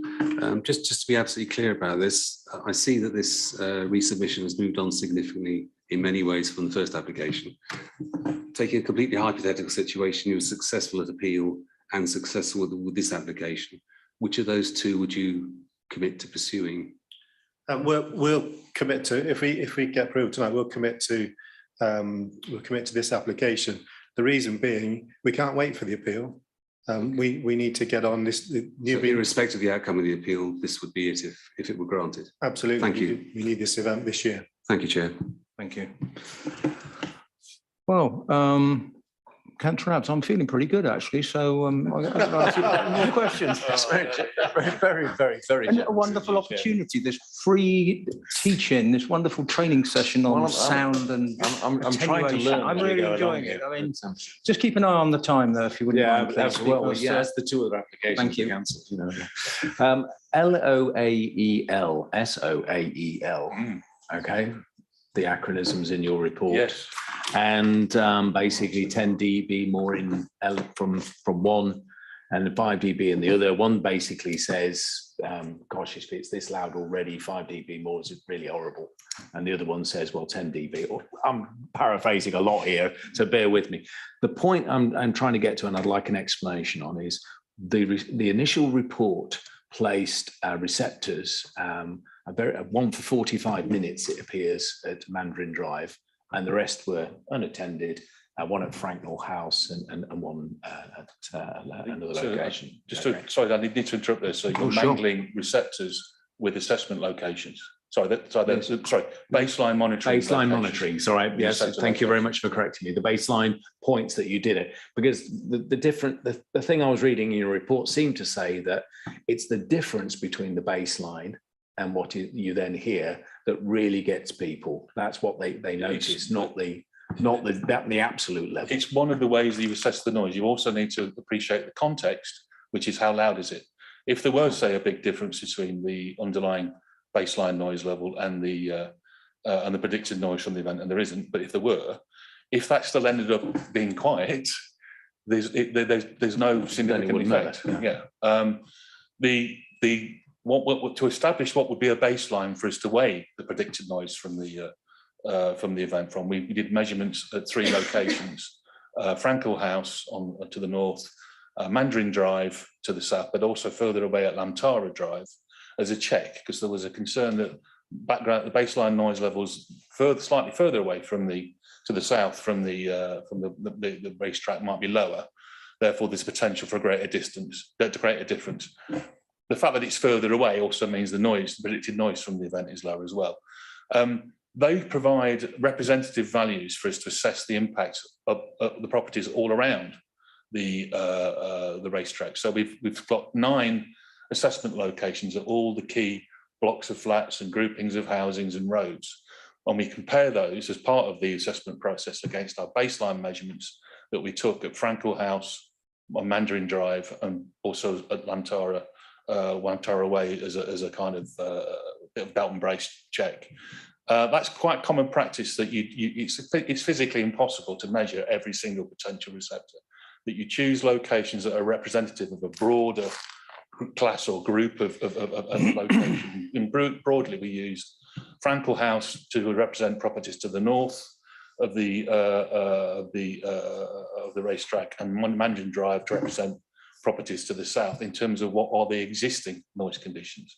We did the monitoring for around a week, so it's a lengthy period, and it's also just at the beginning of lockdown. So it's slightly precautionary because it's probably lower than noise levels would typically be. Yeah, I just want to, let's come back to Frankel House for a moment then, because Frankel House location itself to establish a baseline is right on the corner of a road. So that, you know, anybody going around at speed, it'll be more noise. So that raises the base a little bit. And also it's the turn in for a lot of people into the actual the flats. We feel I'm very confident that it's representative, and we discussed this with the local authorities, environmental health officers, and they were in agreement. And you did it on the racecourse side of Yeah, Frankel House. we did it on the elevation, which is the entrance. So so if you were going out car park 5, you would be going past your receptor point as well, or your baseline point. Yeah, you would be, but during that period there was no use of car. Well, let me finish the kind of my train of thought off on this one, because the peaks that you were showing being measured there appeared to be about the noise level of the car. And therefore, you know, people arriving, leaving, you just mentioned.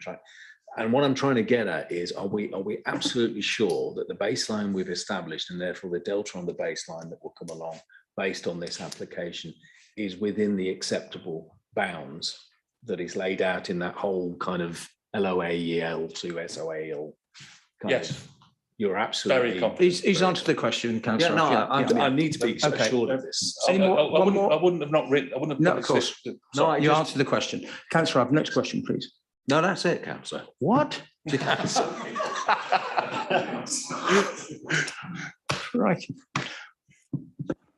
Let me just have a look here. Mr. Fumicelli, maybe on behalf of all of us, thank you so much in the way you've answered those questions. I know you're a technical man. I know it's all at your fingertips, but I think you come under a lot of pressure. There's some searching questions. That's appreciated. And I think we're all very much better enlightened and as to the issues, and it's going to be very helpful in the decision-making process during the debate. Mr. Thick, thank you very much this evening for coming along as well. So I turn this off? Yes, please. Yeah. Now we come to our Councillor Barnett. Yeah, you just take your time.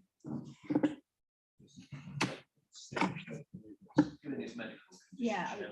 Would you like to? I maybe yeah. I think you could stay where you are actually. Well, you can go up to the lectern then.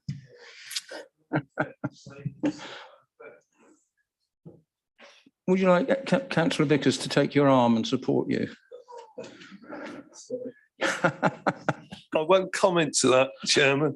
What about Councillor Abbs then? I mean, he's a stronger chappy. Come on, let's get on. Right. You got the clock going? I have when you're ready, sir. 5 minutes starting from now. Right. It firstly saddens me that there's no representative from Newbury Town Council or Greenland Parish tonight. I have to make that statement. It has always been recognised that the racecourse is one of the major assets of West Berkshire, and in the eyes of some people, the jewel in the crown in the district. When one travels to different parts of the country, as I do, and I've been asked, where do you live? Mention Newbury or West Berkshire, probably never heard of it. But if you start talking about Newbury Racecourse, many people have heard of it. Like, of course, they probably have when you mention Downton Abbey, alas, Highclere Castle. But like many other attractions, we as councillors love to see them succeed, especially during the past year or so, at the time when the average person's available spending power has been drastically reduced. Having said that, such an event, especially outside the normal day-to-day activities, including this particular event we are considering tonight, must meet certain criteria, not only for the attendees of the event, but the surrounding residents of the area of the racecourse affected. Therefore, colleagues, Without elaborating in detail, but I will spell out some of the concerns that have been mentioned to me and has been drawn to me, obviously, as a ward member. Firstly, we are considering a different application than what we considered 12 months ago. At least that's what we're told. But there's only with certain conditions. The site might be reconfigured, but in this case, more residents could well be affected. And we've already heard that, yes, the southern part of the site will have effect on certain residents in another area. Is the noise levels going to be different than they were taken previously? Well, we've just heard a lot of the assessments were taken early on in the pandemic, and obviously that's prior to the earlier application. The impact of this very high ride, and it will be seen quite clearly for miles away, probably all over the south of England, including a lot of flashing lights. The length of time operating an event, yes, slightly shorter than previous, but very small amount percentage-wise. But the assembling of rides and sideshows, not to mention the dismantling, will cause considerable disturbance to the surrounding roads. And we haven't actually heard tonight how long this is going to take. So that might be an interesting point to consider. Whilst recognising the closure slightly early on some evenings, for 28 days, dispersible vehicles would take a while. And of course, the attendees at the events are not likely to just get in the cars and drive away.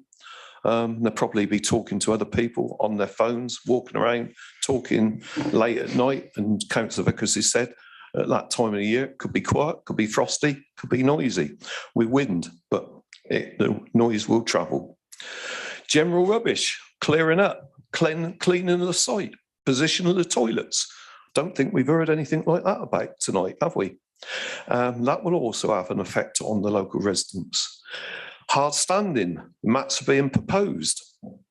November can be a very wet month.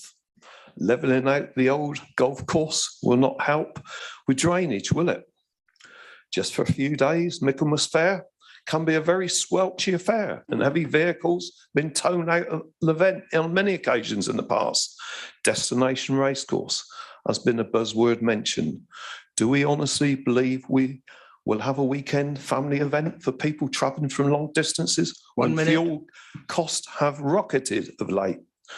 Newbury does deserve to have extra footfall, but will it happen? Will people have available funds to be able to be actually taken away from the day-to-day operation into the town and benefit the town? Day-to-day increases and inflation has really eaten into their resources. The impact on residents in Mandarin Drive closest to the rise will be felt. Also the main apartment blocks along the north side, especially all the vehicle movements from the car park nearby. Not forgetting the residents in blocks such as Carruthers, which will see and hear heavy vehicles passing by. Am I in 5 minutes? You are indeed. Thank you very much. Any questions, members, for Councillor Barnett? No, you're all clear. Thank you very much. I'll let you get yourself settled. Thank you. We now come on to questions of clarification of Mr. Masawa's presentation. Members, we do have Ms. Powell, our environmental officer here. Should you have any questions for her on sound issues? Any questions? We do. Councillor Abs, thank you. Yeah, thanks, Chairman. I was looking at the changes between the two applications, and I wonder if the officer could clarify why the music noise funfair item will be played at a level not audible beyond the site boundary to controlled centrally. Why was that changed, or what's the Mr. Masawa? Because it says now adverse effects as opposed to. Could you repeat the question? Sorry, Yeah, sorry. Yeah, on the update sheet, we have music noise dash funfair, and the old application was very clear, will be played at a level not audible beyond the site boundary. Now it says controlled centrally and played at a level that does not give rise to adverse effects. There's a lot of difference between the emphasis adverse effect and not audible. Thank you for the question, Councillor. I think that might be a question for the Environmental Health Officer to. Okay, well, sorry. Maybe Ms Powell can answer that question better. Ms Powell. Apologies, Chairman. She doesn't have a laptop, so we're going to. That's okay. She can share yours. And, she can move across on yours. Yes, but yeah. So it's Kate Powell. She's our Environmental Health. Thank you.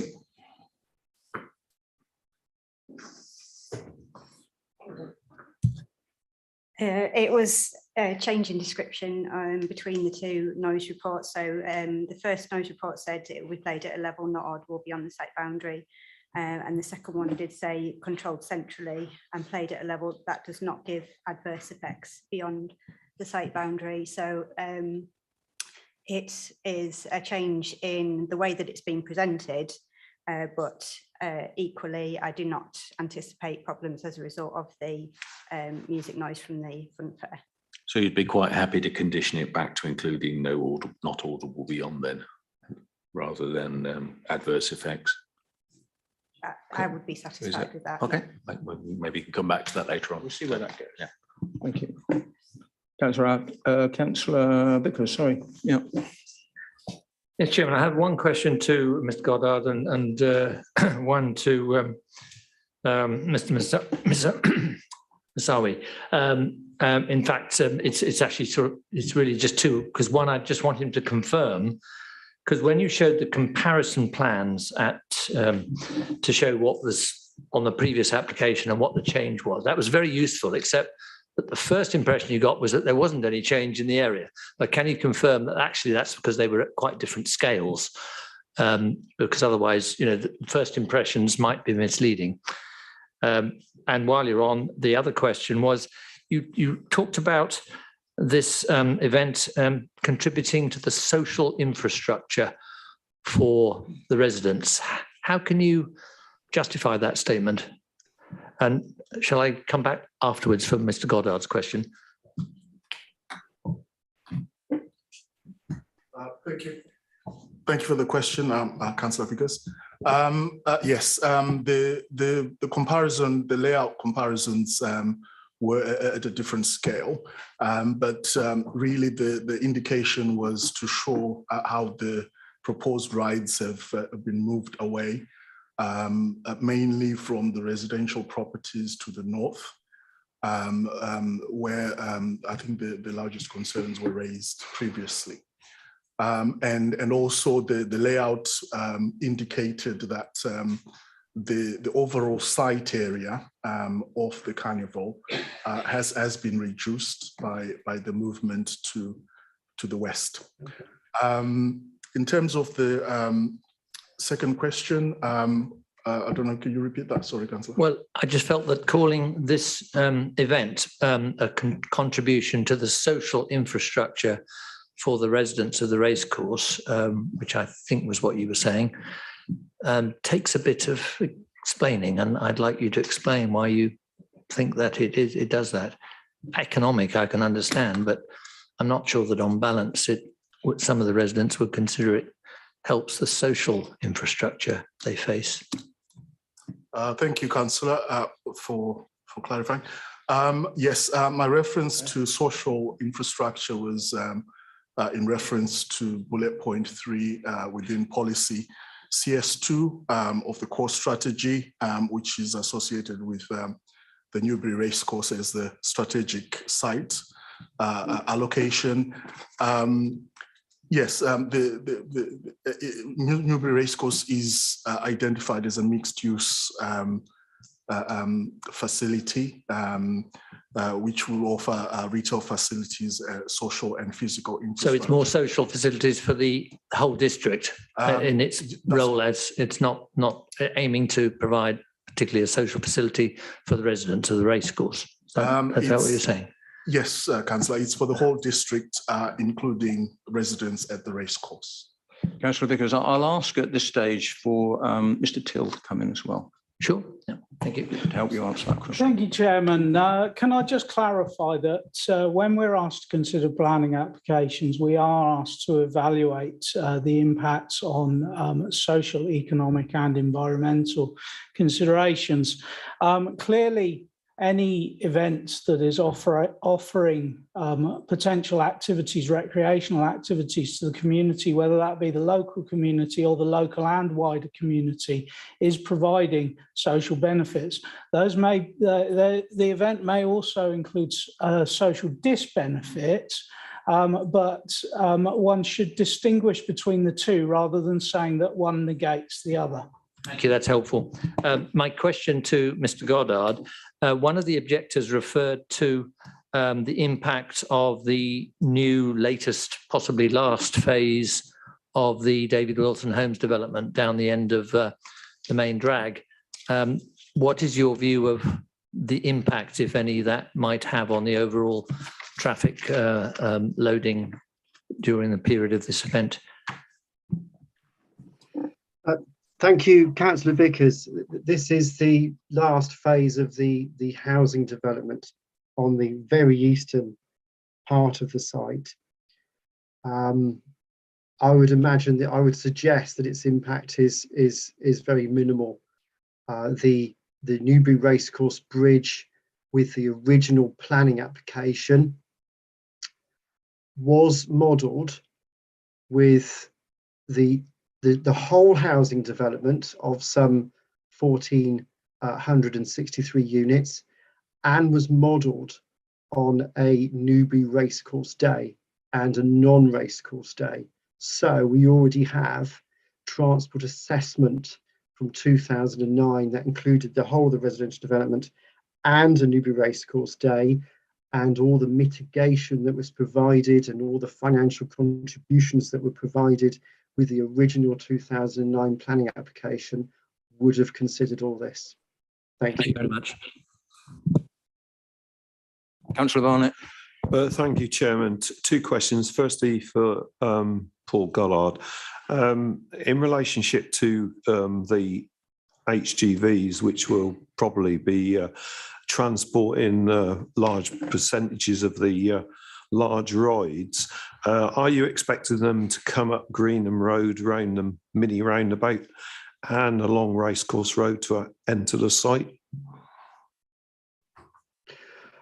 My understanding is that is the case, but any large vehicles associated with concerts and with Newbury Racecourse activities would also take that route, is my understanding. Well, that's my understanding of visiting along that road other days prior to normal race days. But it does create a bottleneck on the mini roundabout. So, will you be, if committee members are mindful enough to agree the application, will you be imposing conditions on times of day when they can enter the mini roundabout and access the Racecourse Road, bearing in mind that between about 7:45 and 8:30, it's clogged up with traffic? Good question. We don't have any conditions to that effect regarding the Newbury Racecourse now, but if members chose to oppose a condition restricting delivery times during the setup of the carnival and then the taking down of the carnival, then that is your prerogative. One further point is that there's a period of build-up when the carnival is constructed prior to it opening, so there wouldn't be any visitors at that time, and also when the carnival is finished and when it's taken down. I don't think there's anything more I can say to that, except that yes, there will be larger vehicles delivering much of the carnival, but I would contend that it's nothing different to what would happen with all the events that already go on Newbury Racecourse. But if you're concerned about delivery times, then you could apply a condition. Also, I would point to the condition in the update, which after the event would details would be provided that would update the transport assessment and update the travel plan. And it's quite possible that if there were issues with deliveries, that it could be swept up within that. I hope I've answered the question the best I can. I'm open to any suggestions to overcome your concerns. Yes, so obviously I've got concerns because I've experienced it on various occasions, including the local buses, I might add. Okay, just a question. So anyway, I'm not going to move further on that, Chairman. Okay. I'm going to sort of just beg your indulgence. At the site visit, Chairman, there was a lot of concern expressed about the issue on drainage and obviously levelling off the site. Do we feel that we've had the appropriate information fed to us in the update sheets following on from what was raised on the site visit? Yeah, thank you for that, Councillor. And if you remember, we did ask for a member of SUDS to be here this evening. Unfortunately, the officer is unable to come for personal reasons, but Mr. Till might be able to answer the question with regards to SUDS issues. Thank you, Chairman. First of all, members, actually, I should note that there is an error in the report at point 6.5, where the report notes, for these reasons, the proposal would not have an adverse impact on flood risk and would fail to comply with the provisions of the NPPF. It should say, would not have an adverse impact on flood risk that would fail to comply with the provisions of the NPPF. So I'd just like that taken as a point of clarity on the report.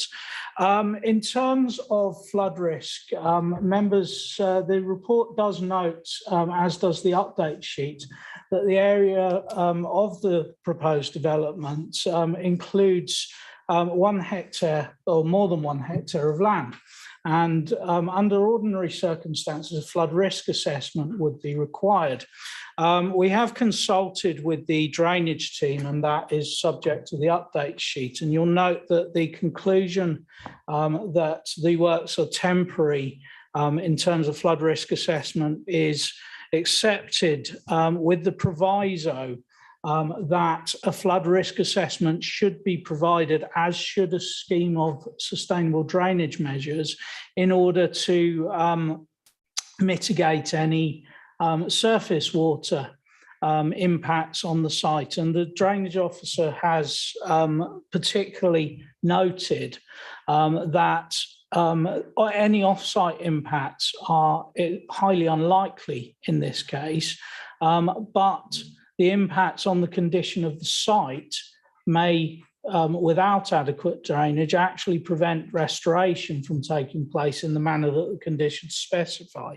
So we have asked for an additional condition in the update sheet requiring that sustainable drainage systems are put in place, and that we receive details of those that are informed by a flood risk assessment prior to any of the works commencing. That should address any adverse drainage impact on the site itself. And the drainage officer's comments are that off-site impacts are extremely unlikely in this case, particularly given the temporary nature of the works, which are equivalent to a construction site in the drainage officer's opinion, so not a permanent change to groundwater flows. Thank you, Chairman. Thank you, Mr. Till. Any more questions? Just bear with me 1 minute, if you might, Councillor Abbs. I'd just like to go back to Mr. Goddard. Mr. Goddard, are you there? I am, Chairman. Following up on Councillor Barnett's comment, of which I quietly have got concerns about, considering the size of the equipment coming in and the amount of equipment coming in, tents and this high tower and wheel and all the rest of it. Quite a considerable bit of heavy machinery and largest lorries. Underbelly must have some idea, with their experience of setting up these sites, just what the transport arrangements are. If that was the case, could there be a condition put that there was a sort of a transport travel plan, so at least Newbury knew what was turning up, the size of the vehicles and when it was turning up, so as we didn't get the concerns of Councillor Barnett of roundabouts being chopped up or the roads, the small roads of that entrance into the racecourse. I mean, I don't know how it works, but is that something that we could consider? Subject to the consent of the planning and legal officer, I see no problem with such a condition. And we often apply similar things for construction management plans. And also we can restrict the timing of deliveries as well. What we often do with construction management plans for, let's say, a development near a school, is deliveries do not take place during school opening and closing times, for instance. So I've no objection to that. Councillor Barnett raises a good point. Just ask it so as they know they can consider it or not. But Yeah. these 10 lorries, enormous lorries, all turning up at the same time, that would be disastrous. Thank you very much. Thank you, Mr. Goddard. Councillor Adams. Yeah, question for Mr. Goddard. There's 5 car parks at the racecourse. We've only heard mention of 3. Was any discussion had between yourself and the applicant about car parks 2 and 3 use? My understanding is that they will continue to be used by the hotel, so they're not available. 2 and 3?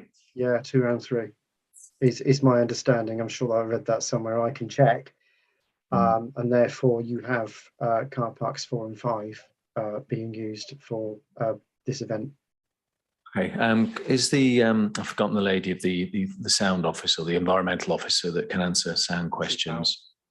Mrs. Powell. Is it Miss Powell? Yeah, Sorry, Miss Powell. To apologise. My neck won't go that. Page 30, that comment I made earlier about it's kind of answered by him anyway, but can you confirm whether it says 270 metres or 135 or 150 in that table on page 30? I hope I'm wrong.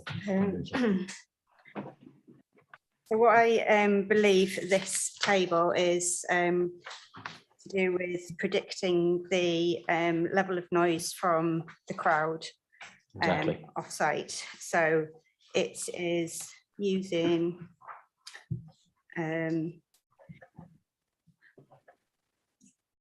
noise levels for different types of speech and projecting them to different distances from the source of the noise.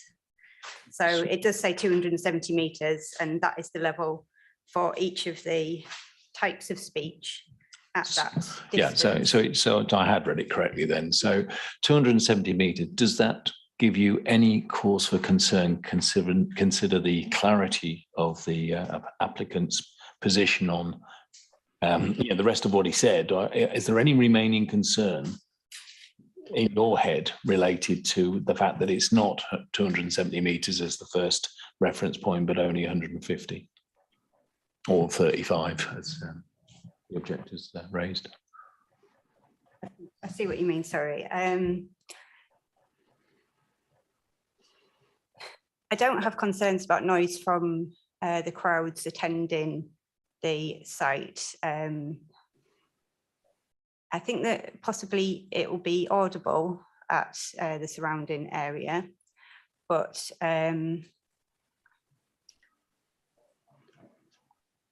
given the nature of the use of the site and the times that it will be in use, I don't anticipate that it would result in unreasonable noise levels at the residential properties. Well, I've heard we're going to debate on it, but I wasn't overly confident in that. Councillor Barnett. Chairman, can I come back on a couple of points which I raised during my speech? Is it a question to the officers? Yeah, it's a question to the environmental officer. I made a comment in relationship to the toilets, mobile toilets, positioning, cleanliness, and obviously general rubbish. Question, obviously, an environment officer. Has there been a recommendation on the numbers and when they should be appropriately cleaned and the positioning of them? Although it's obviously out of the air time now, which is the smelly time. Nevertheless, we got the gist. You got the gist. It's not something that my team would have been considering. No. But again, if there are issues at the time of the event, it is something that we are able to deal with as a reactive. Thank you. Issue. I'm going to call, bear with me, Councillor Abs, always gone. Mr. Goddard, I'd like to come back. Yes, thank you, Chairman. I just wanted to confirm the answer I gave to Councillor Abs just now, and I'm just looking at the transport assessment that's been submitted, and it confirms what I said. Car parks 2 and 3 will be retained to service the hotel, nursery and racecourse staff, and will not be in use for the carnival event, and will be signed and manned accordingly. I hope that provides clarification to his answer. Yes, indeed. Thank you. It was 6.24, I think. Caroline Culver was nice enough to point it out to me. So thank you. Yeah. Members, I have no more questions. We've had an extensive questions and answers. I'm sure we've got all the information we need now to move this forward. Therefore, I'd like to open it up to the debate. Who would like to open the debate, please? Councillor Abs, thank you. I don't mind having a crack on it. I'm not going to make a proposal one way or the other. So bit early. I think there's a lot to discuss. Yeah, indeed. There's lots of concerns there, and lots of the concerns have flowed through from the previous application, to be honest. And let's just focus on that this is just for 1 year, not 5. The previous indeed, application was 5. Let's just focus on what we're looking at. But essentially, the reality is that there will be an impact. That I think it's unavoidable. So it's an unbalanced decision in my head at the end of the day. I am disappointed, but I don't really understand this business of why. Maybe car park 2 can understand why that was reserved for the hotel, but 2 and 3, and therefore bringing 5 into play more often than it really needs to be.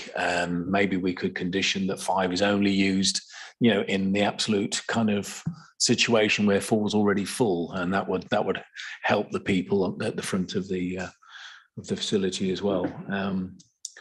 I'd like to see us put a condition in as well about the build-up and time and take down times. I am uncomfortable that there's this undefined period. I don't know how long before. There's a commercial element to that, of course. The quicker I can get it down, the sooner I can move on to the next site. Just to let everybody know, as these conditions are being mentioned, I am listing them. So although they might be a glib pass, I will put them down and then we'll at the end consider them again. Councillor Abs. Yeah, I'd like to see I am talking conditions rather than anything else. I'd like to see the reintroduction of the no audible sort in the rephrasing of that paragraph, because I think one's a lot clearer than the other. And especially as we have a centrally controlled dial that basically allows them to set the sound levels at the boundary. Apparently, that's what I heard as went through the whole thing. And I think, I just really want to be sure. And we got some assurance about where these generators are and how they work and so on and so forth. But it's critical that they are kept as far away, even than the new kinds, and quieter and so on and so forth. So I think I suppose in the end I'm minded that on balance, I'm probably going to vote in favour of it, as long as we can condition things. Well, a condition you might consider also is on the generators with acoustic walls or whatever. Should something happen, it needs to be mitigated. They are located so and sound, yeah, exactly. Just to tie it down. Good. Councillor Vickers.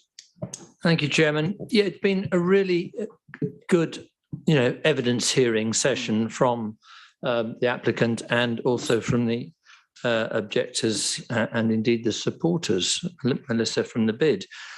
One has to take account of what the bid says. We do want people to visit our area and to come back. As she said, they may come back in the middle of winter, not really see the best of Newbury and the best of the year, and hopefully come back to enjoy not just the town, but the surrounding countryside. However, I am more alarmed than pleased by being compared to an event in Hyde Park that takes 90,000 visitors.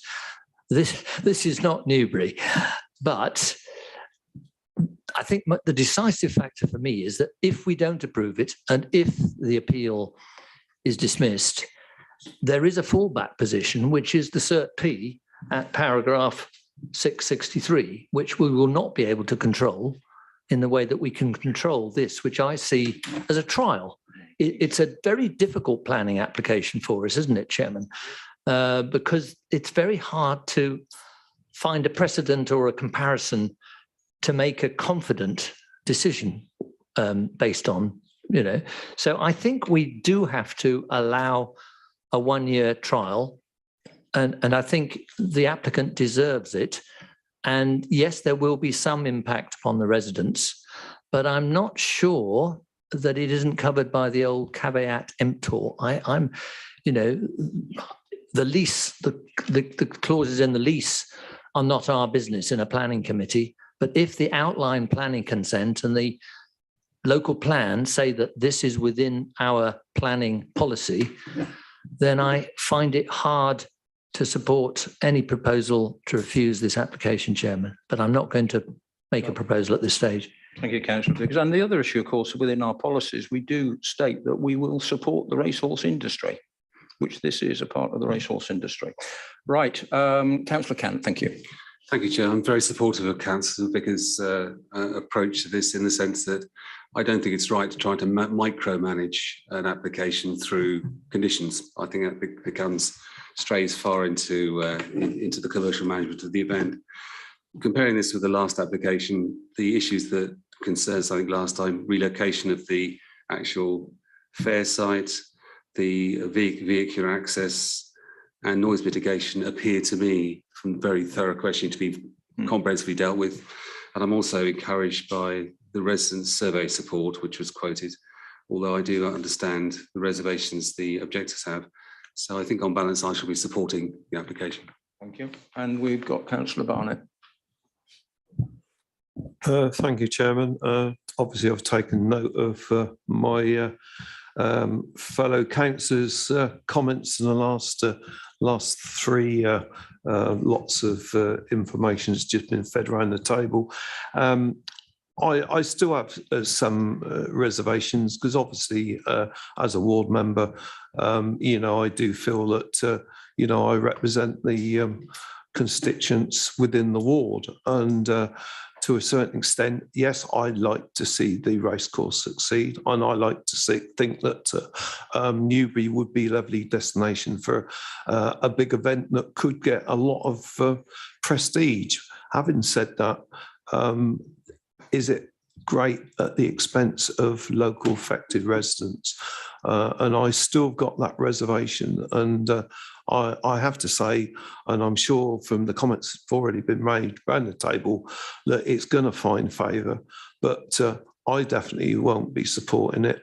But I just hope that there'll be a certain amount of conditions that will lessen the impact on the residents, that will make them feel that it has been given a fair hearing in a proper consultative process, and all their concerns have been expressed.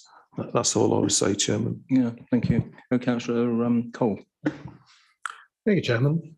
The talk of destination Newbury. People are travelling. We may be in a downturn, but people are travelling. I think we have to let them give it a go. Somewhere in the papers, I saw a suggestion that the show site would be better. This one has shuttle buses and a train station. What could be better? This is only 1 year. They have a knob, a volume knob. If they get it wrong, are they likely to get a second year? I think we have to go with it. I'd be happy to propose it. Thank you, Councillor Cole. And finally, with hands I see it, going to Councillor Wallison. As the member for Lambourne, I'm obviously very supportive and that helps the racehorse industry. And I think the economic issues on this application are unquestionable. As such, I'd like to second it. Thank you. Councillor Barnett, you still got your hand up. I've just lost you. No, that's fine. Sorry, Chairman, I'm just going to try and get back on, because unless I get on, I won't be obviously able to vote, will I? You're on here. Yeah, you're still on here. Okay. Members, I thought that was a very good debate, quite succinct. We got to the point. I have a proposal. Councillor Abbs's hand is up. That comes later. That comes in just in 1 minute's time. So as I was saying, the debate is finished, and I now would just go back to Mrs. Armour and Mr. Till and Mr. Masawi, just to refresh our memories as to what the conditions are. We might not want them all, as you've been told by Councillor Camp. We don't want to micromanage this operation. But Mr. Till, I think, might be best. Would that be best, or Ms. Well, if Councillor Cole's happy with Mr. Till to suggest the conditions already been suggested, or whether he would like to, presumably the ones on the agenda, the ones on the update sheet, and we obviously discuss them others. Be very happy for Mr. Till to suggest. If you could just give us a concise rundown on what we've got in the way of suggested at this stage conditions, please. Thank you, Chairman. Thank you, Councillor Cole. I have a construction method statement which relates to particularly the matter of regulation of deliveries and traffic associated with the construction phase and the takedown phase of the development. Secondly, let's just have a vote on that. Look on that. Are we in agreement of that to try and mitigate? Well, I think Councillor Cole and Councillor Wollaston have to agree for their proposal, and then everyone can vote on that proposal. Yep, good. Right, next. Secondly, I have Councillor Abbs mentioned a condition requiring that car park 5 is used only when car park 4 is full for these events.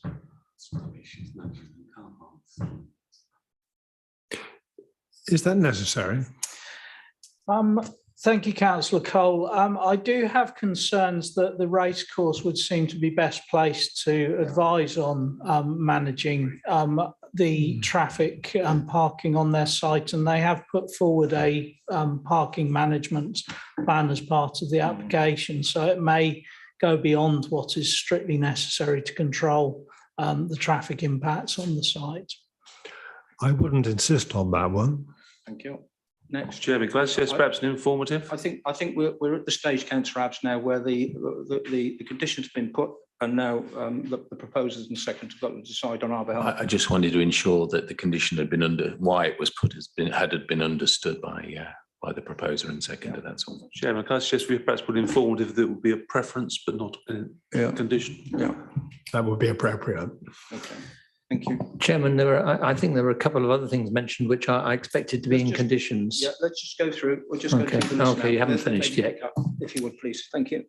Then we have the matter of funfair noise, switching the wording to the previous. So in this case, that would be a condition requiring that the funfair noise shall be played at a level not audible beyond the site boundary.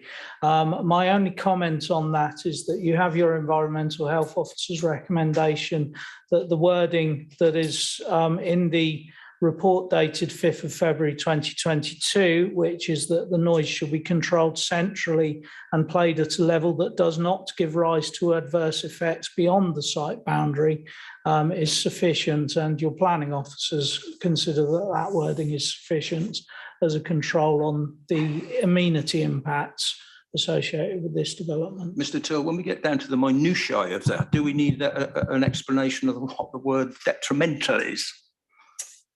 I think a deaf person or somebody who's got very good hearing, and I don't want to get into the legal, you know where we go with this, but the generic would be better, I think, that we all understand. But what's adverse?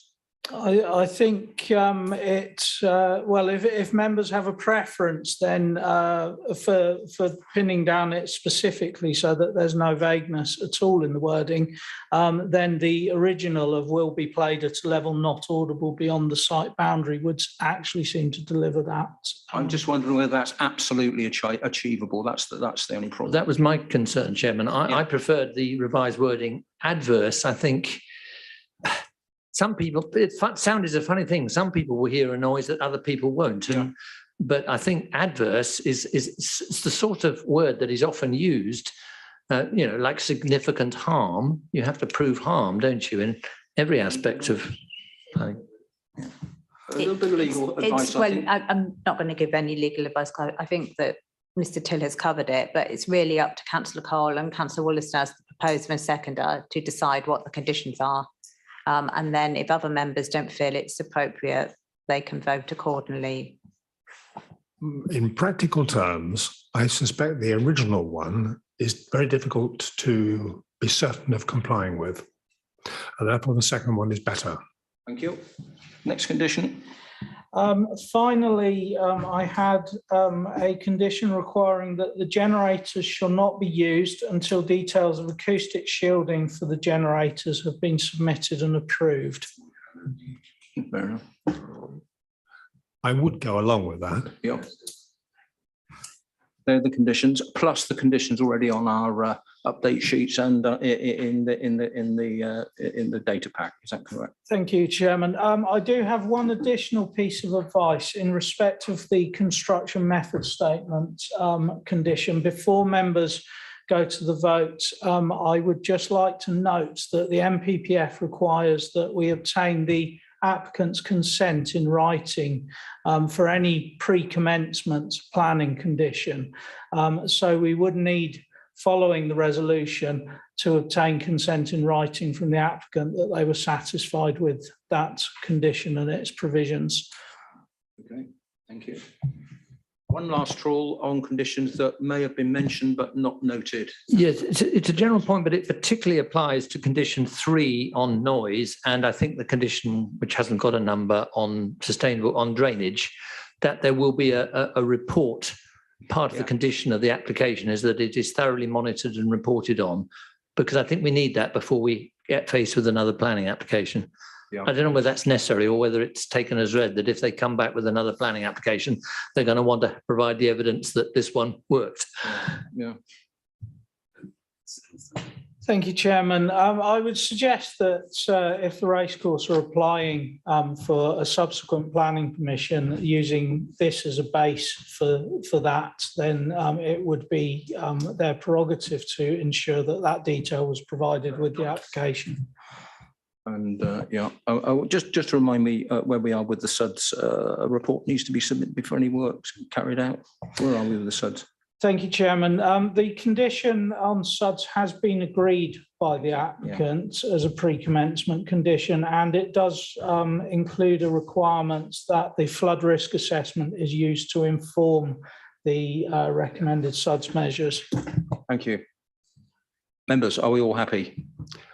Therefore, I will, the recommendation is for Head of Planning and Countryside be authorised to grant planning permission for this application 22/00658 at the Newbury Racecourse. This is the temporary one-year permission for the Christmas Carnival and all the other issues that we have considered this evening. Mrs. Arm, would you please carry out the vote, please? Okay, so those in favour of that proposal?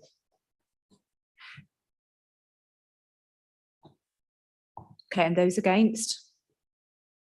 So that proposal is carried then. Thank you. Therefore, this application is granted. Mr. Dick and Mr. Bucciatelli, thank you very much for coming in this evening, and everyone else, the supporters and the objectors. On all these situations, it's difficult when it's not gone your way, and obviously it's good when it has gone your way. But I hope you agree that there's been a good debate tonight, and the committee have come to what they consider, what we all consider to be the right decision this evening. Thank you very much. Members, if you would just stay put until such time as the live stream has been stopped. And therefore, I thank you all for your contribution tonight, and I close the meeting at 8:53. Thank you.